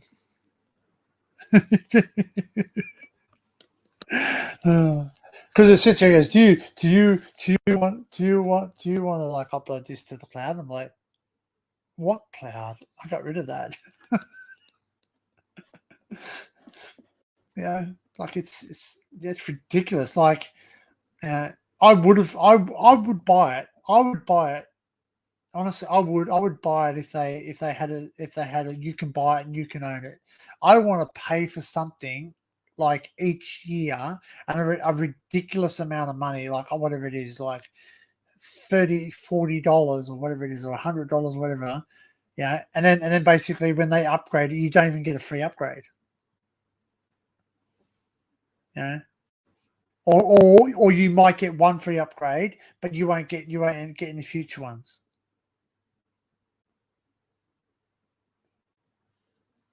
Oh, simple. That's right. If someone can create something, yeah, you can also do it. Like it's not. It's just some of it can be time consuming, and I understand that a lot of it can be time consuming just trying to map it out to sort of do stuff. But yeah, as you say, I think they deliberately did it thinking, yeah, it's like oh, what is it? Not WinZip, the other one. What's the blank? Not WinZip, the other one. The other, not WinZip. I think it might be the Windows one. I've got a few actually.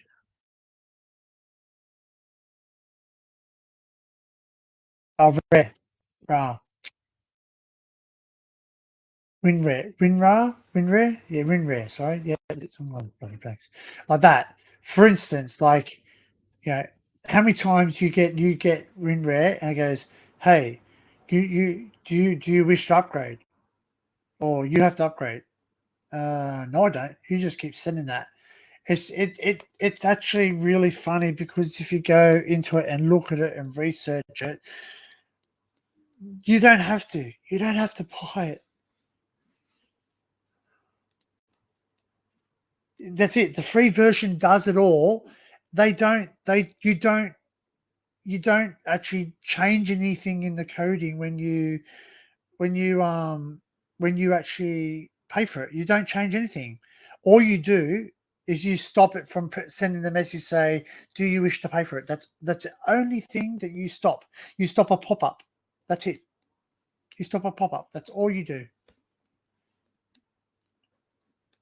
And it's amazing. And I just sort of laugh.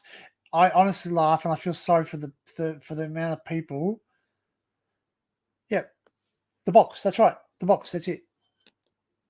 That's it. The pop up. Correct, Ducks. That's all you're paying for. All you're paying for is to remove the pop up, to stop it. That's it. All you do is it changes one letter of coding, or it tells the pop up don't start. That's it. That's it. Yeah. And they know that. They know they're not going to actually try and charge you for that, right? Because it's not it's just a program. Like if they know that they're probably getting more money, people actually clicking on it because they go, oh, I have to pay for this. It says I have to pay for it, so they get people that pay for it. Or they just love the fact that like each time you open and close it, you've got to watch it. You've got videos going on it, you know. Or at least I do. I think I've disabled the ads. I'm pretty sure. But I very rarely use it either. You know, like something zipped. Sometimes you can. I got WinZip. WinZip's the one that you have to pay for. It that they got smart, but I think WinZip's own. One annoys me is MRIC. Old chat app used to be able to do some with that, but then they changed it so you had to pay and never use again. That's right. Yeah, I remember I used to use that all the time. I used to send stuff over that. Like Merck used to be so mad. Used to always send stuff like big large files. Used to be your go to. You could basically send large files over it, and you used to be able to do the stuff like you do with torrents these days. But I believe the MRC was the one before. Yeah, you still do? Cool.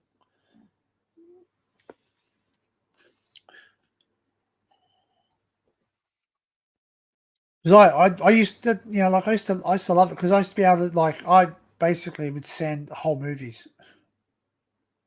Yeah, that's probably where you get the good stuff. Yeah. It's been a while. It's been a while since I've been to Merc. I'll probably have to dust off my little,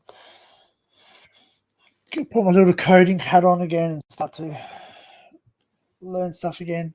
Things change though. Like I don't have much time to sit there and muck around with it. Basically now I just basically jump on the bay or I do, but something just using it. Yeah. Didn't using it go to pay system? Didn't they go to a pay system using it? I thought they went to a pay system where you actually had to pay for it.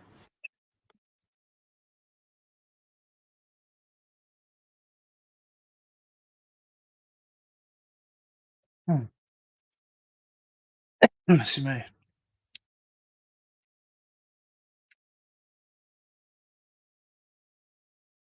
Yeah, well, it's run by yeah. Oh, okay, cool.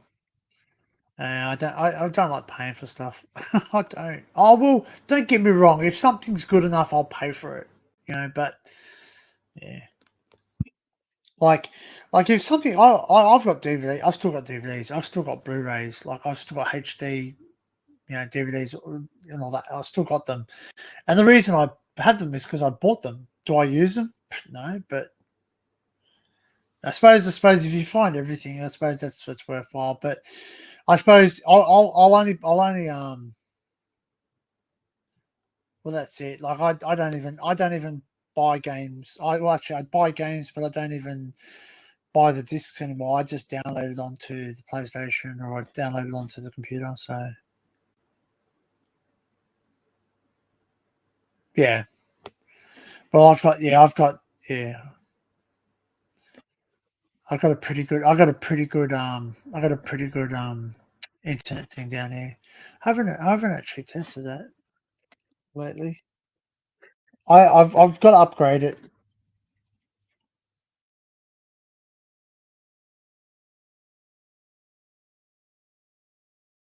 I'm just doing a bit of a speed test, but the trouble is I have to remember I'm streaming, so it's going to be a bit not the full thing because I'm obviously streaming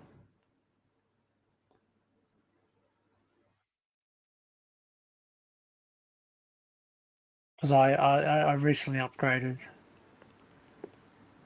just because I knew I'd be streaming. I just wanted to make sure that I didn't.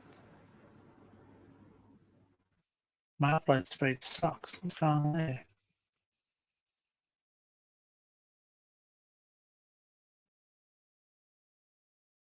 I can upgrade it. I can upgrade it. It's on NBM, which is fiber to the node.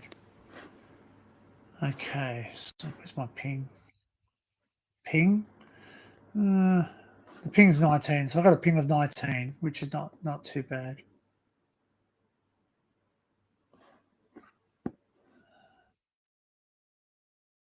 Yeah, yeah, yeah. So what do you got? An average of 980 megabyte download, 220 up. So I've just done a speed test with YouTube running and I'm streaming. So I've got a download of 52.9 megabytes a second, and I've got an upload of 15.87 megabytes a second. So I've got a ping of 19. My download latency is 44. Upload latency is 23.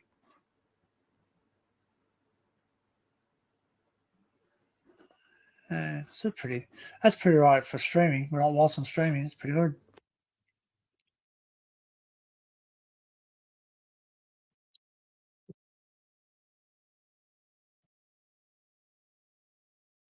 This is mine's fiber to the node. NBN. Yeah. Copper to the home. Yep. Yeah. I can pay fiber to the premises, but you got it. You actually there was a time when they first started. When they first started, but I'm see ready for it. I'm from the node, from the street node, where there is the fiber. I'm basically I've only got maybe 7 meters of copper. So show off. Well, you know what, I probably get a good speed on Wi-Fi because I don't have normal Wi-Fi. My Wi-Fi is what is it, Wi-Fi 6 or whatever it is, Wi-Fi 6 or whatever it is. I can't think of the top of my head. Yeah. But yeah. So you can. Yes, it is expensive. It's expensive to get fiber to the premises. But if I had have lived here when they installed it, because when there was an agreement when they installed the NBN in Australia, the national broadband network, they they would have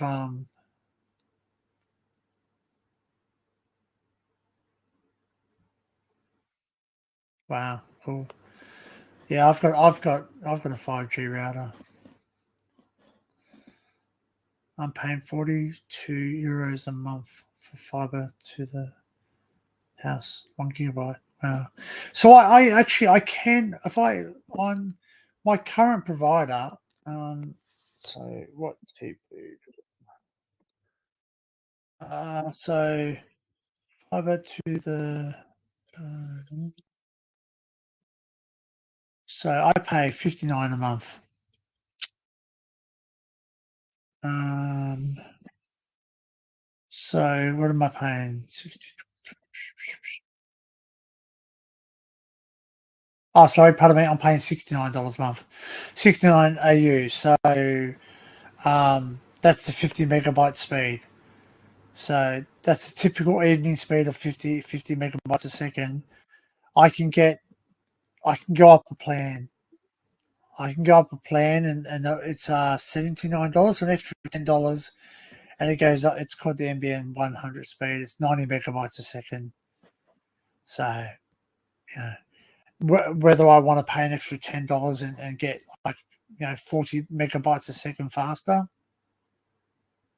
yeah, I don't know. I don't know. I don't. Yeah. Uh, but yeah, there is fast. Like my phone is faster than my internet because I'm 5G. I'm 5G on the Telstra network, which is is it uncapped? It's what uncapped.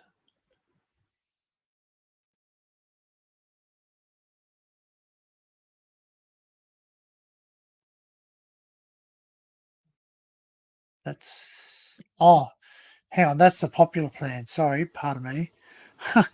I that's just a standard plan, so you can get the NBN 100, which is like 9079.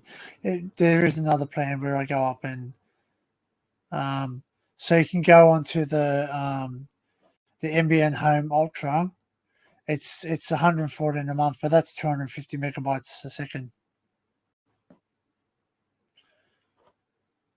So that's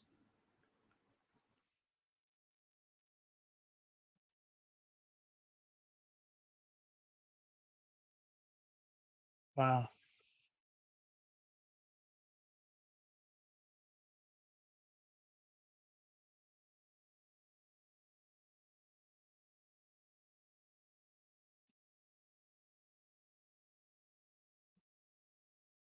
Oh, that's weird.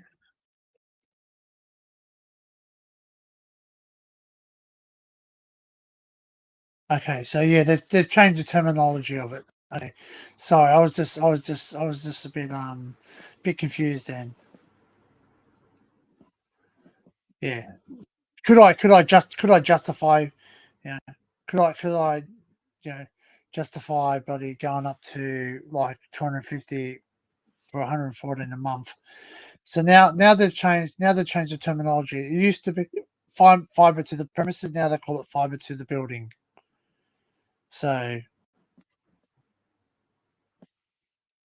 Uh, So yeah, I've got fiber to the node. So I've got FTTN, which is running through the copper. So, but as I said, I've only got 7 meters of copper between me and the exchange, and it goes straight into thing.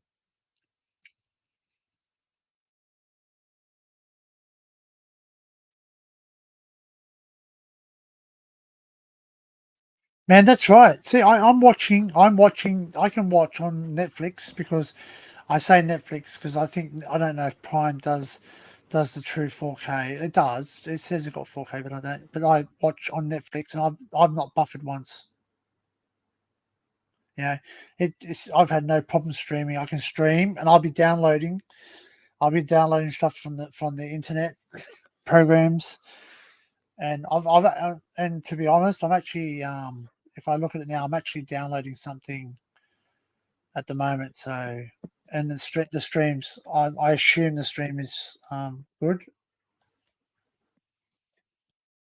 Uh, yeah, sure. Wow, bloody hell, man! What do you got? You got a server attached to your computer or what?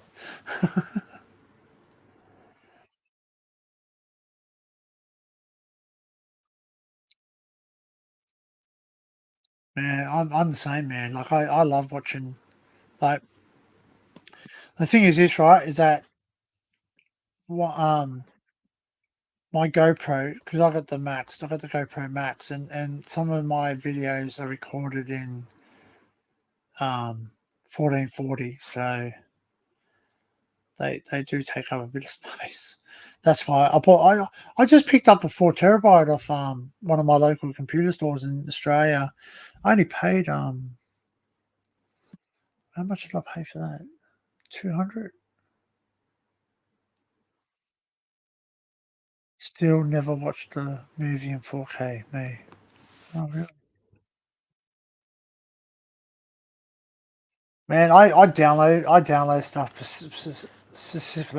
specifically off the bay, man. And if it's like it has to be for me, it has to be like I don't mind downloading a 5 gigabyte file if it's going to be a really high quality video, especially with the TV because I got a 4K TV, so I got an OLED, so basically the OLEDs I need to have that. Yeah, yeah.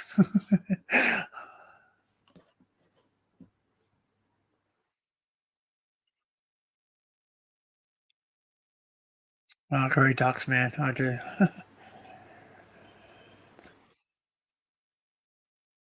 Like I've sat there, and I've downloaded the movie, and someone goes, you can get that like a smaller file size. I went, yeah. You can buy a cheeseburger from Macca's too. It doesn't mean you're going to get a Big Mac. You know what I mean? Like I rather buy the big burger and just be satisfied. That's same as a movie. Like if you obviously know that the compressions, yeah.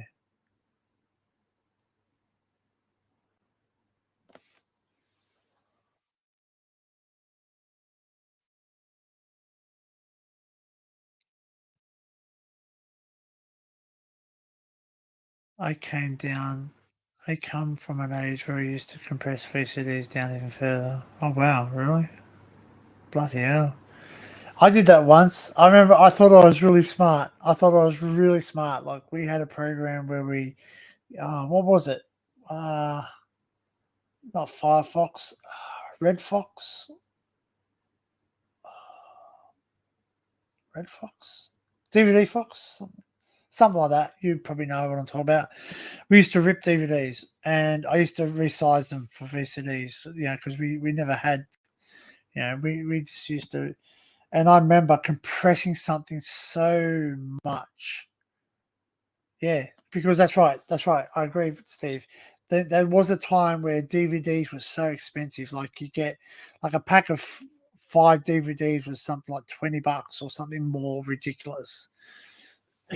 And I sat down and then a packet is you could buy like a packet of 50 CDRs for like $20 or something.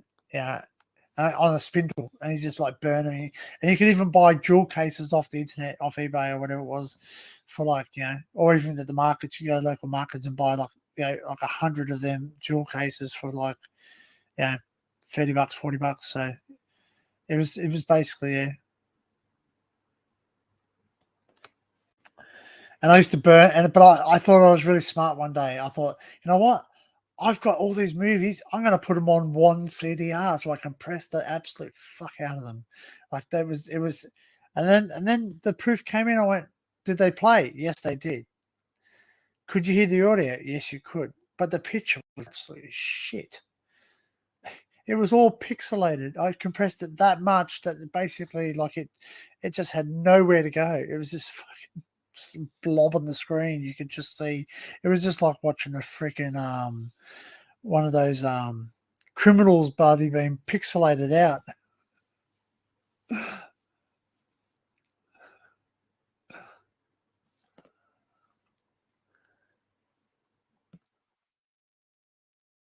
Oh, you learn how to fold paper cases.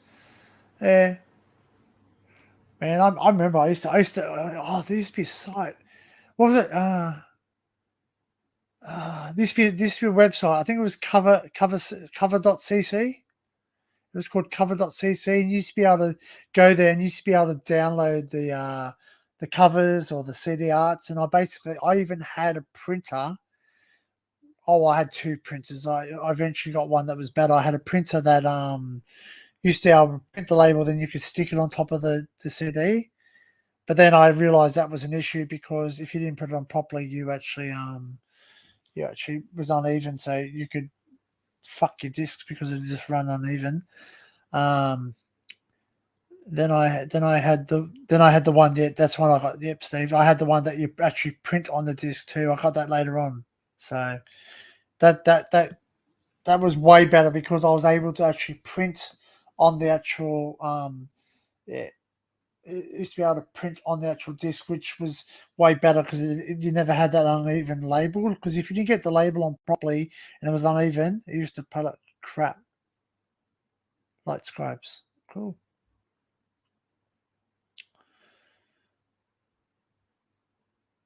Yeah. I remember I used to do a lot of stuff back in the days, man. I remember it was so good, man. It was so good. You just basically you used to be able to go to your video store and hire a you know hire a like a PlayStation disc and just burn it, take it back.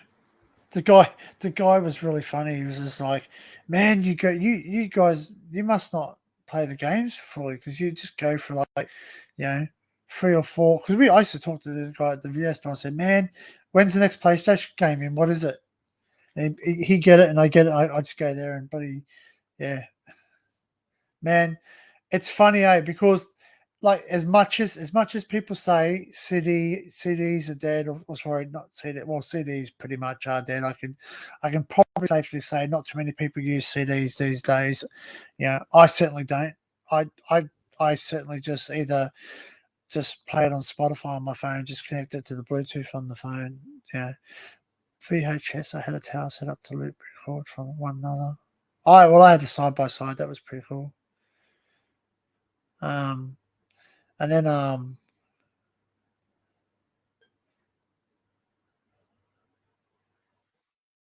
but yeah, you still go to Thailand. I was at Thailand 2 years ago, and you can still buy DVDs over there. You can still buy double, you can still buy DVDs over there. They'll still sell them to you cheap, like all the new movies.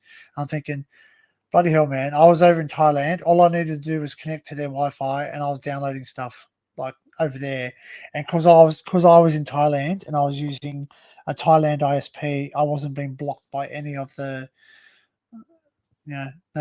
Even though I know you can actually you bypass and all that, but I didn't have to circumnavigate. I could basically connect to any server, and I basically could yeah download anything because I was in Thailand. They don't have the copyright laws over there.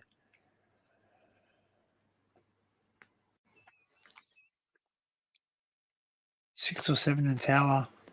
I remember I had that too. Like, because I used to with my CDRs when I used to copy music or PlayStation games. Because face facts, everyone did it. I used to Oslo has one of the biggest markets for people buying media. That's why you get so many more Blu-ray releases than the rest of the world. We also pay the highest. You know that too. We also pay the highest. We pay the most for CDRs and everything. Like, it's not the CDR, sorry. We pay the most for Blu-rays and DVDs in the world. We are. It's ridiculous. Like, people actually buy it. Like, I'd rather go to like a bargain basement and buy it.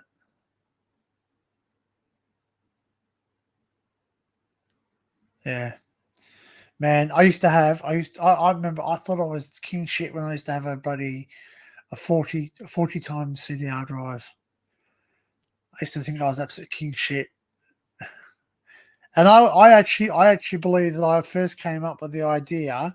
I said to my mate one day, I said, you know what? And this is before, we could regularly go on YouTube. I just said, you know what? I reckon we can hook up a bloody like a angle grinder motor to it. And run. I reckon we could get fucking heaps faster speed out of it. Then later on we watched all those videos where people were exploding they were actually exploding the CDRs or DVDs, and no, I think it was CDRs. I don't think they've exploded DVDs, but yeah, bloody hell. Yeah, my cousin used to work in a DVD duplication place.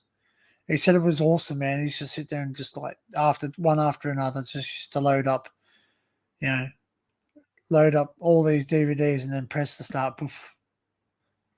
Yeah, there was a 52, but that they failed. Yeah, I had one fail to the point where it ejected the discs, ejected the disc mid.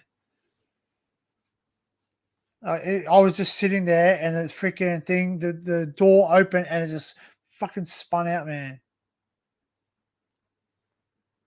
And I had another one. I had another one where, I don't know, something happened, and it was like a grinding noise, man.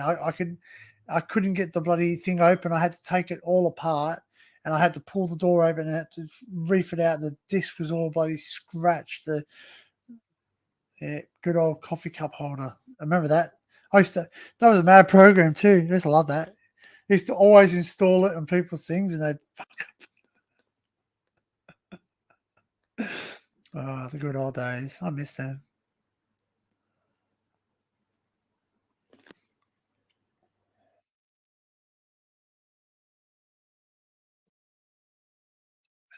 It's funny because not too many people knew what the middle one was for. Like, you had those mini discs. I had the mini disc. I used to have mini disc camera.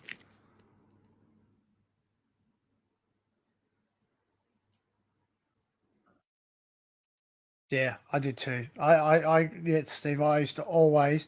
It sounded weird, but whenever I did a burn, like I would always do it on a slow speed because it was worth the quality because you had less errors. No, I don't either. I don't have a disk drive anymore, man. I don't. So basically, when I built this system, because I didn't have Windows 10 anymore, I just basically I just bought a key. I just bought a key and I just bought a key and I just put it onto a USB and installed it. That's it. So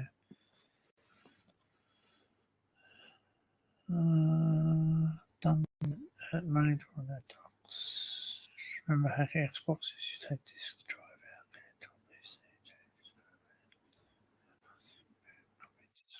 Really? That's pretty cool. Disc juggler. Oh, they used to do the same thing with the PlayStations too. Used to have disc swap. That was on the PlayStation. Disc swap was on the PlayStation One. I don't know if it was on them too.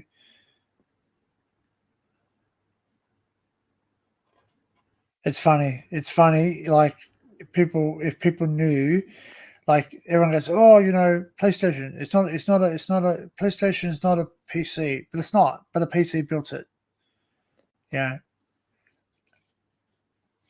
and it's built on a Unix, so you can actually like if you wanted to, you could reprogram it.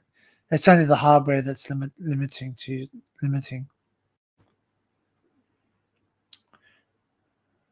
PlayStation, where a more simple slap mod chip in the bay store spring. Yeah, I had that. I had one. I had two lots of PlayStations. I had two different PlayStations. I had one that I had a mod on it. I actually bought one off the internet. I bought a mod thing and I actually installed the mod thing. I actually soldered it on. It worked. Still works to this day. The PlayStation One.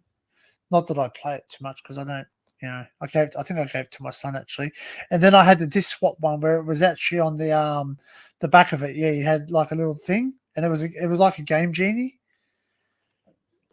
You had the game genie on. I think it was a game genie or something like that, and it had all the hacks on it. So you could basically hack games on the PlayStation One. It was pretty cool. And you had the spring on it. Yeah, the spring on it, and you basically just like switched it on, wait for it to stop spinning, swap it over, put the other one in games. But then yeah, the PS1, yeah. Exploder, that's the one. That's it. Yep. Oh, cool.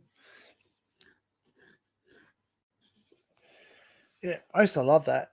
But then it got to the point where I actually started to burn. I actually started to burn the actual disc, and I actually got um. I bought the blanks. I found out what the problem was. I actually, yeah. My friend taught me you could actually burn. You could actually burn the actual You could actually burn the discs like mirror.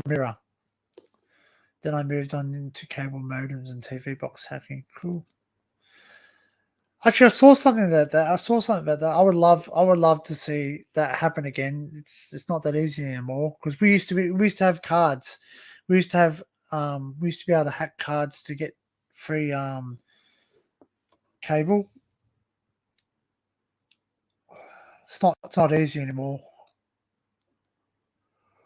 Or satellite. Used to be able to get free satellite. Used to be able to put your gold cards in. We used to move them, but they do too much checking now. So, and if you get busted, they just shut it down anyway.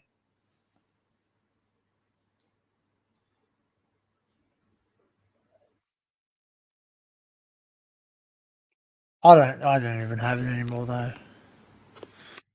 Ugh,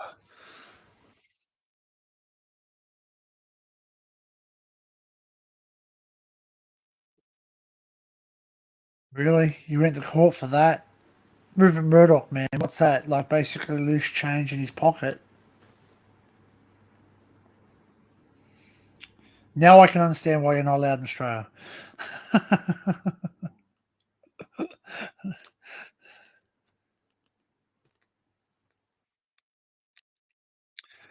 But honestly, that's quite funny. Not laughing that you had to go to court, but I'm laughing because it's just to him it's just fucking small change, man. Like it's like that's like the old packer of the day, man. Like I watched him in the high rollers room. Like Packer was the one, opposite to him.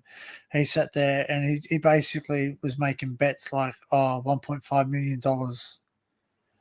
And basically, like he lost $1.5 million on a card hand. He just goes, oh well, better yeah, better go get my more money out of my account. Some shit. 1.5 million, man. He lost it and just fucking laughed it off. If a person laughs at that, man, you know they've got some serious cash behind them. Oh fuck. Oh shit.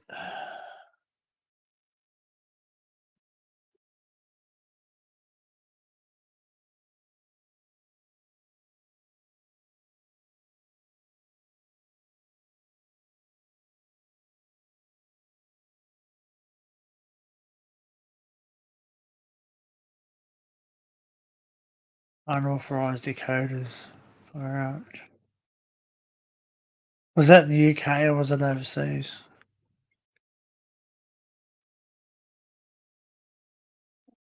Yeah.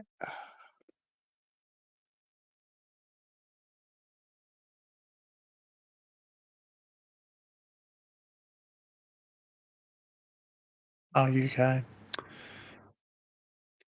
I guess it sucks because we're part of the Commonwealth and they basically they yeah, because it's yeah, yeah. Internet yeah, cybercrime. That's, I think they call it now, isn't it? Cybercrime, yeah.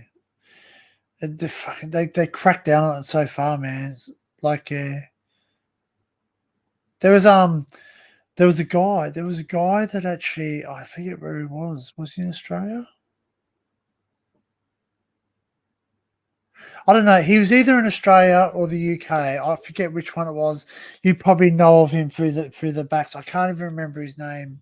I know. Sorry, he was Australian. Sorry, pardon me. He was Australian. That's right.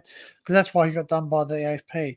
He actually got done because he built that website that actually sold Netflix. It's like streaming accounts. He was actually selling streaming accounts. And like basically, like, yeah, had so much, man. He was just like selling, everyone had like their, he basically like had all these accounts, like, for Netflix or Stand or, you know all those ones, like even the American ones. He basically had all of them. He set up a program. Basically, you went on there and actually bloody did it. And the way he got busted is because they changed the laws. Yeah. Well, but see, that's the thing. That's the thing. That's right. So basically, what it was is that he set it up. He set it up basically, and he just basically got like, you got like free accounts. And he goes bang. Oh, yep. No, that doesn't work. Bang. Just go next one. Bang. That doesn't work. Yep, go next one. Yeah, you'd be surprised. Like,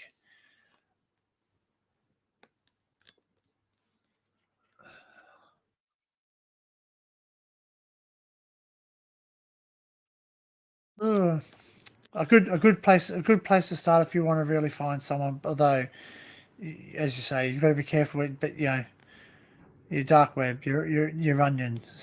Yeah. Go through your onion, you can find a lot of stuff in the dark. Although apparently that's where a lot of the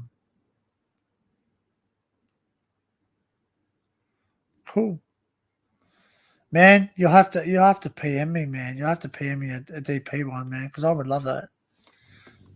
I got the Netflix. I don't even pay. I don't pay for Netflix. I've got an account that, well, technically I live at the premises that the Netflix is registered at. So it says I'm allowed to use it on any one of my things. So I pay for it.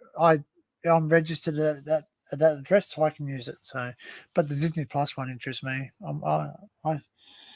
I don't have the time, man. I don't have the time to mod stuff anymore.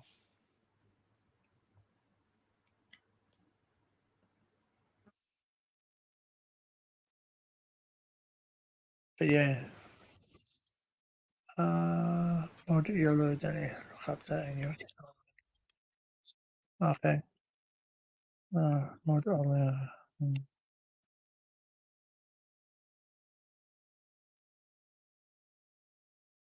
You only live once. That's why whenever I see yellow, I laugh because that just reminds me of you only live once.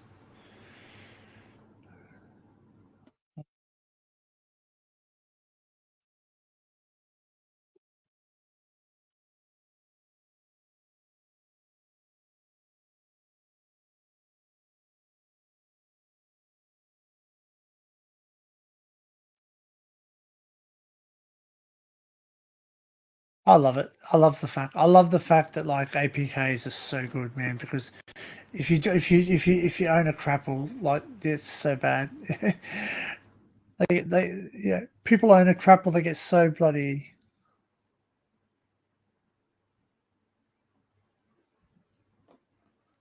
Mr. Crack, crack,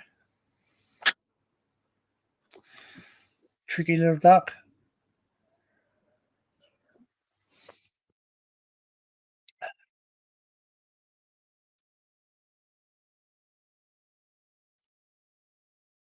Pretty cool.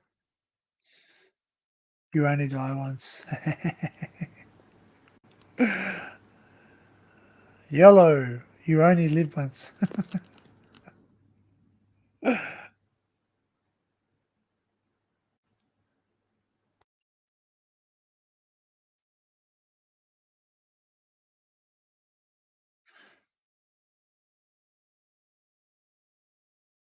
Well, that's right.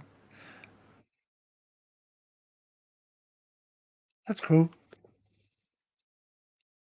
That's right. That's right. That's right. Yeah, that's it. But I asked that same question, Steve. I said to someone, "Were you born to live or were you born to die?" Because yes, you live, but you're living to die. You know, because you're not dying. You're not dying to live. You're living to die. Because the more you live, the more you're going to die. Sucks, man. Sucks. I hate that. I hate the fact that one day I'm not going to be here. That pisses me off.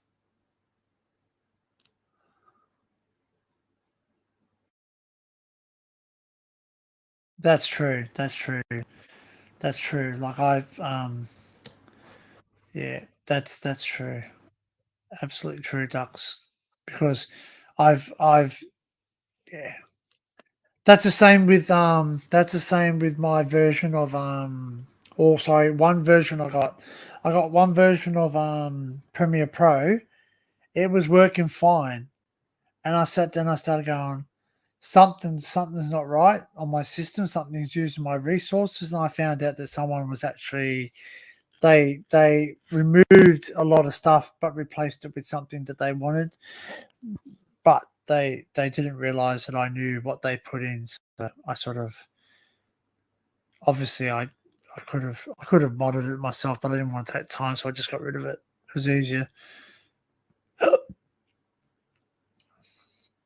Yeah, that's what you got to realize. If these guys are smart enough to, although let's face facts, oh, people say it's harder to code. It's harder to code APKs than it is to um, for iOS. iOS is easier, but I don't know. I never tried to code an iOS thing. Like I've done a basic app on man, classic one. Who was it? Who was the biggest one to run a Bitcoin in their thing? uTorrent. Was it uTorrent? Yeah, uTorrent. They were the first ones. Yeah, uTorrent but they got busted. Everyone thought, oh, it's just ads. It's just ads. But nah, yeah, they had actually a Bitcoin miner in there. How's this, boys? I said to someone the other day, do you know what? It wouldn't surprise me. If it wouldn't surprise me if Elon Musk is buddy just yeah. man, that it's man, I actually sort of like was looking at the code one day with my cousin he's now a white hat hacker. He's called a white hat hacker. So he actually works for a company exposing security flaws in their system. So basically he goes around doing it now. But he back in the day he was a black hat. He was a black hat hacker. So he was basically one day he was just telling me QB, am I using QB? Uh, yep. Yep, I got QB too, yeah, man. Yeah, yeah. I'm using QBT because it's got no spyware. Yeah, yeah. That's freaking. It runs so much better, man. Like I get heaps better speeds, man. I'm no shaping, nothing, man. That's why even when I'm looking, when I use like to search stuff, like I'll use iDope or something like that. Like iDope seems to be the one I go through mainly because it seems to get a good. That's right. That's right. Correct. Correct, Steve. You when it originally came out, it was great, and then someone bought it. Obviously, a greedy bastard, and basically, yeah, uh,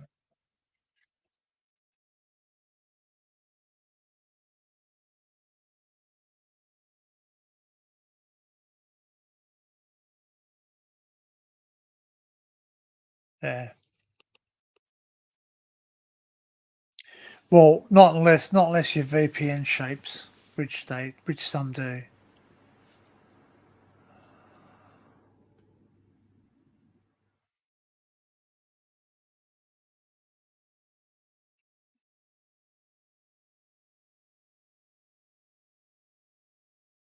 Keyboard. You need a mechanical keyboard. They're good. You need to clean your keyboard,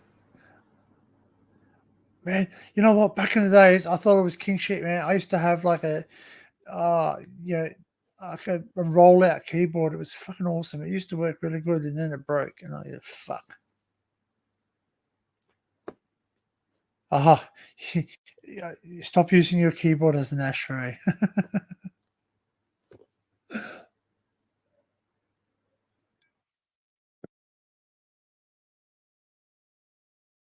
Yeah, they should do that, eh? They should make keyboards with a cigarette holder, so it doesn't. Washing machine. Well, see, back in the day, I remember I used to have a keyboard. I for the love of me, I can't remember, but I used to have a keyboard.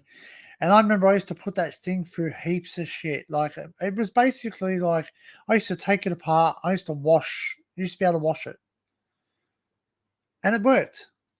I forget. I just honestly, for the love of me, I can't even remember what it was.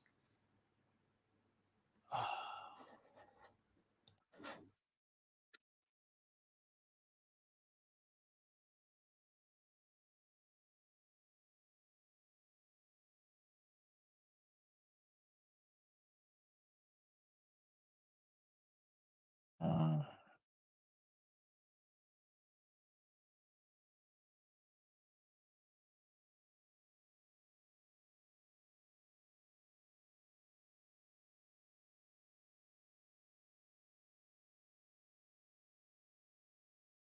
oh,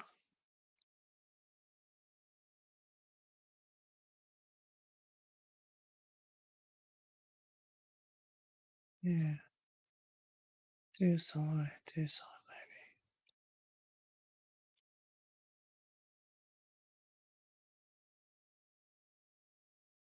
Yeah, but I think there's a DSI, the DSI one. Like there's a DSI one, but that's a newer version. But there was one, and I'm telling you, I literally washed it. Like I actually immersed it and used it, and basically like as long as you didn't use any petroleum one, like if you didn't use anything petroleum, it was fine because obviously the petroleum would break down the circuitry, plastic and all that.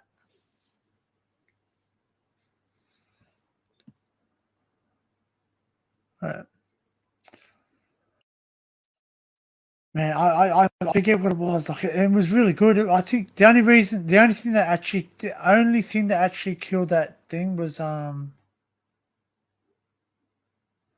Linus Tech Tips. Oh, who doesn't love the war between J2 Cents and Linus? Oh, that's funny. I love that. I love that war they do. It's funny as.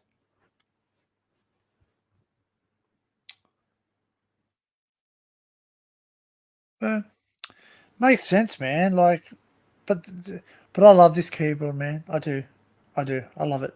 It's cool. It's like I love the fact that you just just riff it off. Clean it, dust it. That's it. Done.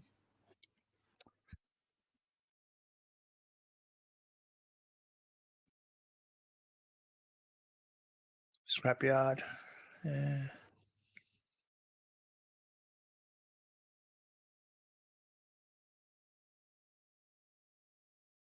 Yeah. I'm gonna look at my time. Yeah.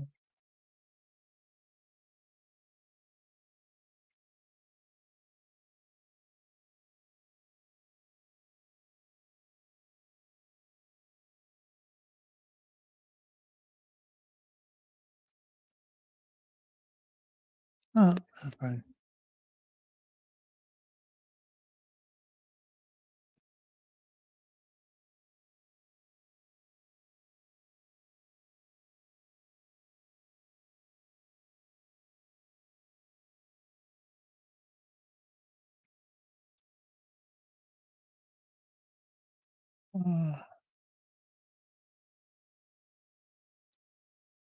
Oh, cool, cool. Yeah.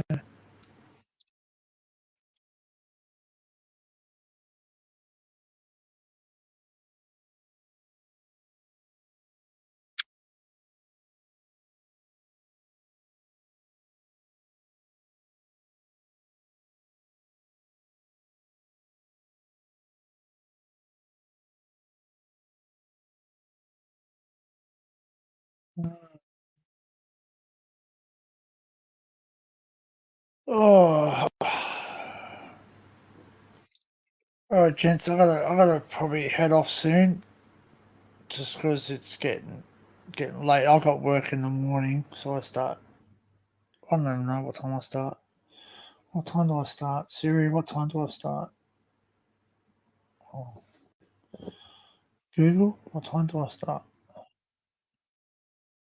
Hey Google, what time do I start work tomorrow?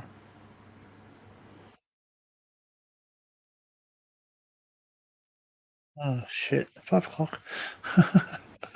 Geek, welcome to the Geek channel. I don't care. I love it. It's not. It's no longer geek, man. Like geek's gone. Like it's just fucking people. See, it's funny. It's funny. People used to sit there and tease everybody, but who did they go for when they wanted something? They went to the people who knew what to do.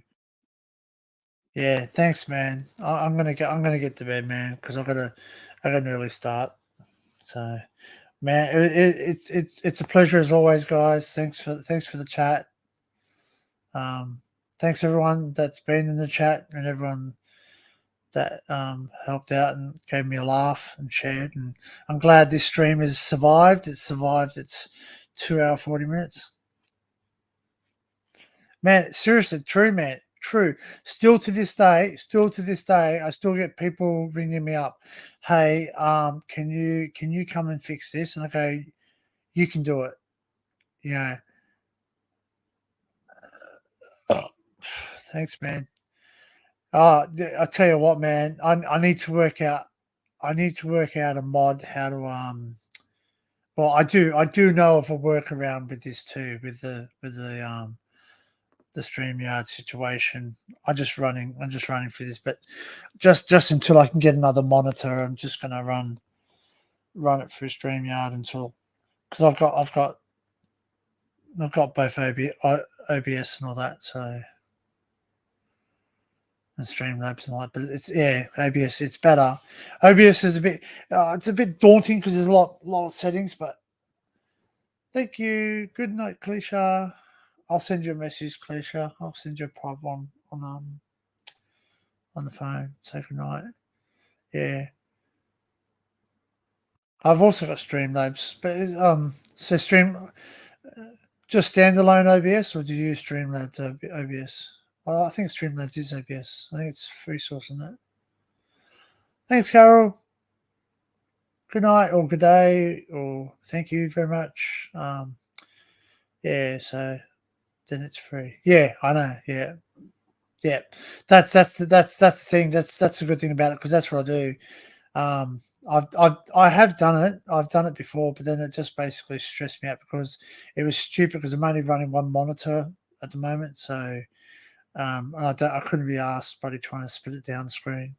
But anyway, standard OBS. All right, I've got both OBS and Streamlabs OBS as well. But yeah.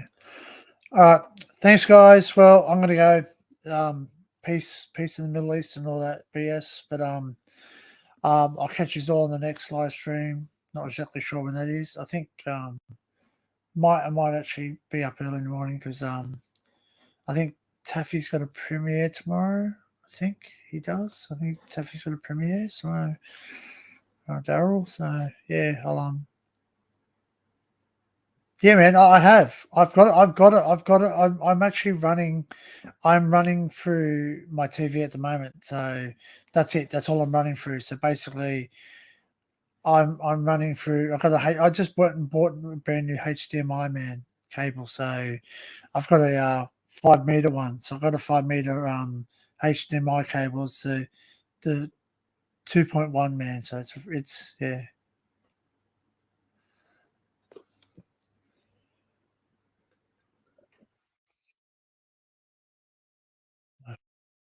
Anyway, night, guys. Thanks to everyone in chat. Everyone that's been in chat. Everyone that came up on the panel, which was me. Some of the only one come up on the panel, but it's all good. Guys, like if you want to jump up on the panel next time, yeah, just raise your hand. Just say, hey, you want to jump up, have a chat? Don't be shy. We're all friends here. If I know you, hey Dan, cheerio, Dan. I'll try and catch you next time. Yeah, man. Thanks, Doug. Um, yeah, I'll definitely be back on again soon. And I'm glad this stream survived. So it's obviously going to stay here for good. So please like and subscribe. Hit the notification bell if you haven't already done so. You can check out my other socials: Instagram, Facebook, or History Hunter Down Under. Yeah. All right, guys. Cheers. Thanks very much.